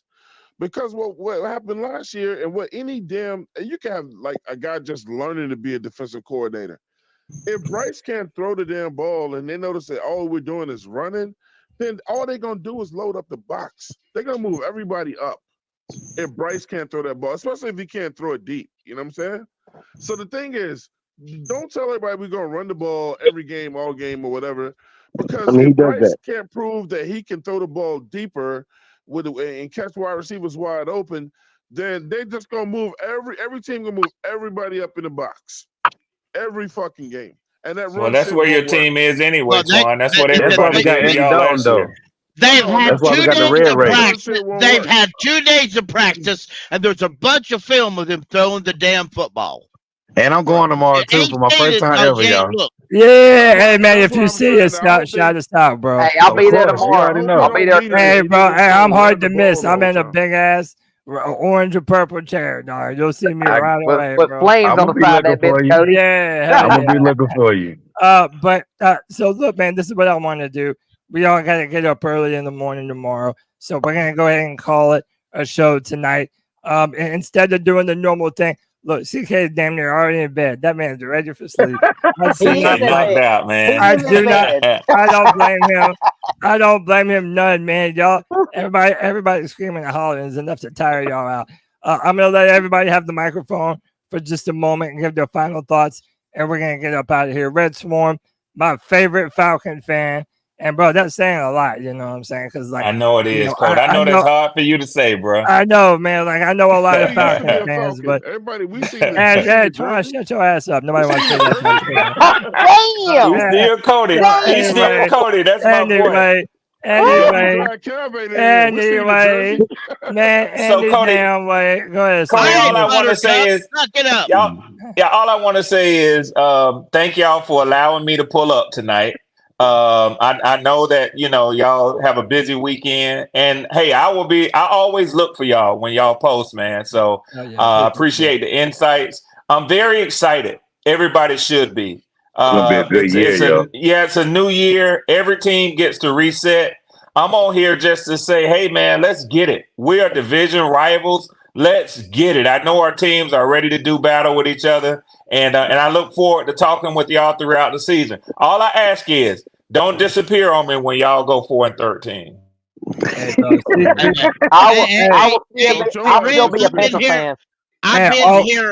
I've been here every Friday for 2 or 3 years. I'll be here right here, brother. Hey, Swarm, I've never walked a day in my life. That also means I don't run, brother. We're gonna be all I right. know that's right. Say it We're gonna again, be Cody. all right. We're gonna be all right here, dog. No, We don't because run he from can make that wheelchair go real out of fast if you want to. A1 nobody. We don't run. But you know, I appreciate you, Swarm. Twan, my man, y'all check out the 704 Charlotte Bound Show. Twan, brother, you know we appreciate you as always, man. Give me your final thoughts for the C3 Friday Free For All. I think I'm gonna be what y'all want to hear, man. I'm excited for Florida State I this year. didn't think it would. We knew that already, Cody. I'm being Yeah, honest. like we already knew that, Twan. That ain't I'm nothing excited new. to see my Seminoles this year. I'm excited to see my Knicks this year. Carolina got a lot of work to do, man. But I'm excited for football season in Hell yeah. general. You know, we'll see, man. I Hey. can't wait to see Cody Yes, sir. see us use DJ Uungalele correctly. Man, you gotta say that name right, bro. That's gonna be I your said it right. quarterback. I said it right. Uwe, Uungalele. it's Uwe Unga Lele, bro. Come on, that's your quarterback, Good dog. Lord. That's your quarterback now, dog. Come on now. Just for you. But, hey man, you know I appreciate you though. Next Cody, up, y'all get the wildest name players at Clemson. Y'all gave us Ruka Rojo. So damn. but doesn't his name sound like a Loogie Scooby? Ugga Lele. No, it Sound like doesn't. porno. Hold on, Pickle. Doesn't his name sound like a Scooby Doo saying something? It does. It does. He's a No, he's a defensive back. tackle or DN, right? Yeah, he's a tackle. No, He's good. He's good. Yeah, he's good. To me, he reminds me of Grady Jarrett, so they should love him. Yeah, man. Next up, y'all make sure you check out the Black Cat Panther podcast on YouTube. My man Pop, Q, Goat, all my homies over there doing it big. Y'all know we got love for them. Pop in. Give me your final words for the free for all, brother. Yeah, you can find me on the Black Cat Panther Podcast, also known as the Hayden Podcast. Yes, we are real, raw, uncut. We love the Panther just like y'all do. We just got a different perspective, but anybody can join. It's not a debate show. It's a discussion show. So don't come feeling any type of way. We love to hear everybody's opinion, and that's it, man. Keep pounding. Keep pounding, dog. You already know, man. Next up, my brother Jake the Snake. You know we appreciate you as always, my brother. Give me your final thoughts for the free for all today. Man, the only thing I'll say is, man, anytime I can spend time with you on a Friday night, bro, it's always wonderful, man. I love this shit. Absolutely. But regardless of that, I look forward to seeing you, Cody, CK, Tony, whoever's gonna be there tomorrow, man. I'm gonna get pictures with y'all, man. It's gonna be legit. Yeah, bro, it's gonna be so pumped, dude. Dude, it's gonna be awesome. And the forecast is saying no rain too. So y'all Thank see God. see my ass there with bells on, brother. I can't wait to see y'all. That's great. Absolutely, Jay. We appreciate you. Spinks, bro, it was great having you on the free for all, man. We have to get you back on here way more, brother. You were great on the show. I appreciate that. Give me your final thoughts for the show, man. This is to everybody that's listening, man. First off, I love the show. Y'all already know that. But right now, my biggest take on anything that's going on right now with the Panther organization is we have a coach that cares. He don't. He not only does he care about the team, the mistakes, the goods, the bads. He cares about just everything in general. Right? Can't nobody on here tell me that they felt like Wright cared about the organization. Wright cared about revising his career, which didn't happen. Matt Rule cared about his $65 million that he had. Ron Rivera, he ran out of gas. John Fox was only about defense. Like, this is the first time since Don Capers came in that we have a coach who has to care about any and everything that goes on with the organization. And I love the fact that the man brags about his defensive coordinator just as much as anything else that's going on the field. Anytime you hear him talking, he talks about how good the defense doing, and he'll talk bad about the offense. That right there, we don't. I can live with us going 4-13 because first of all, we doubled our wins. But at the second, this is the last thing I'm gonna say. Like I told my cousin today, I said you got to understand, we have we're still extremely young, and we have the veterans, the older people in the right positions or the right places. Because right now, for the next 5 to 10 years, Carolina Panthers are going to be back up. We're going to be the talk. because that Panther logo still, they can joke about it now. It's either hot or cold. It's been a joke, but now I can see this year being the beginning of being feared again. So that's all I wanted to say. Dave Canales was a good pick. They did right with that one. Yes, but they did. I love y'all, man. Y'all have a good night. Everybody be safe. And if we're all in doubt, you don't drink and drive. You drink, then you drive. Good night, y'all. Yeah.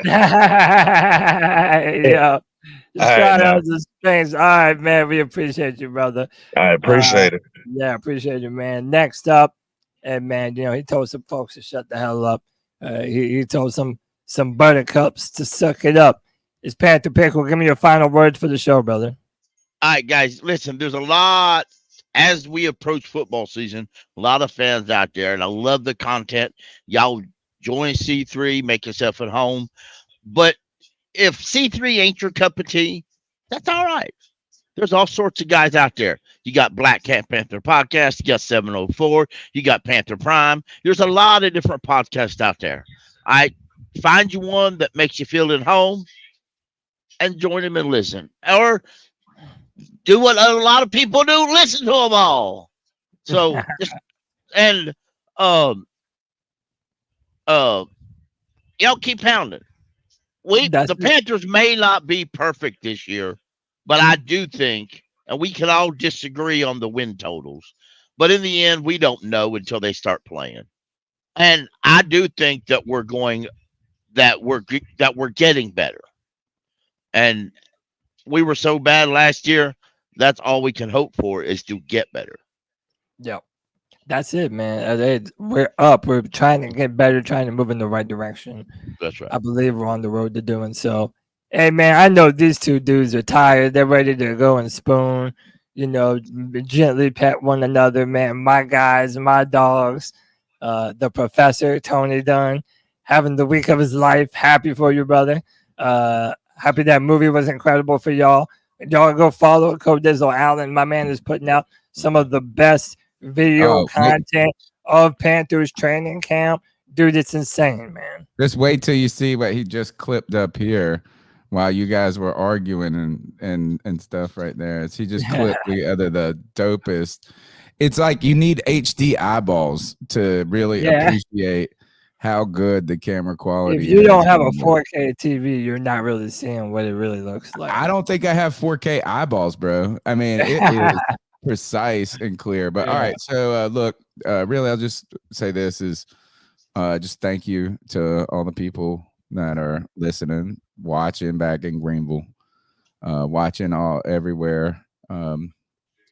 Is like this is something that we've been working on for 11 years, right? And it's really great that we've built so many friendships through this, and I can't wait to meet Strats tomorrow. Can't wait to hang out with my brother Cody, CK. Like, I've had a great week just being with my people, y'all who are Pickle, everybody, all of y'all are my brothers, man. And for somebody, Joe Riolano, my brother of all brothers, this was our space, and it means a lot. And so Panthers training camp tomorrow, back together Saturday. I can't wait to hang with all of y'all.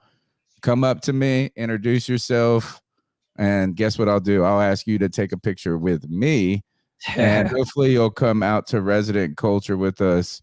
We'll do this podcast, and we'll keep building this wildly interactive and family-like community. Thanks, CK, for making a lot of this happen too, by the way. Absolutely. CK, you have any? Good night. Yes. All right. That was CK's ready. So tired, dude. CK is ready for bed. I hear you. Hey, I had to make sure that we end this pod, reminding everyone tomorrow at 1 p.m. we are going to be at Resident Culture in South End, Charlotte, for a live edition of the C3 Panthers podcast. Back together Saturday, tomorrow, but come after, watch the show with us. Beer, barbecue. We're going to try and get some media people to come through. It's going to be a great time, man. Cody, real quick, I posted it a few different places. I was just looking up something a while ago and found a link to the best 15 of the best Carolina Panther podcast, and it's at FeedSpot, and I posted the links. The number one Panther podcast is C3 Panther Podcast. Yeah, baby. The number one. We're number one. Jake and Jordan's 2. Right. And happy hour. But if you go if you keep going down, they got and I'll just say this because this is one I recognize. The 4-man rush is 13. Okay, I wonder how old the list is. Hey, but look, it says 2024, but I don't know. Any list saying we're number one, that makes me happy. But right. hey, Well, man, it says July the 24th, the 25th. I would take number C3 though. yeah, C3, baby. Hey, It's man, the greatest listen. podcast on the planet. On the It's planet. the greatest. There's no You've been the competition greatest since day one. There's no competition that even is in our area code 252-704. Who cares? They're all our area codes. C3. People ask, "What's the greatest podcast?" And I tell them it's the C3 C3 Panthers Podcast. The best of all. Hey, man, we love y'all. We appreciate y'all. Tomorrow at 1 p.m. at Resident Culture. Check us out. If you can't, we'll be live here on YouTube. We appreciate y'all for another edition of the C3 Friday Free for All. My name is Cody Lashley. That's CK Codizzle Allen. That's Tony Dunn, Panther Pickle. Hey, man, C3 Nation. We out here.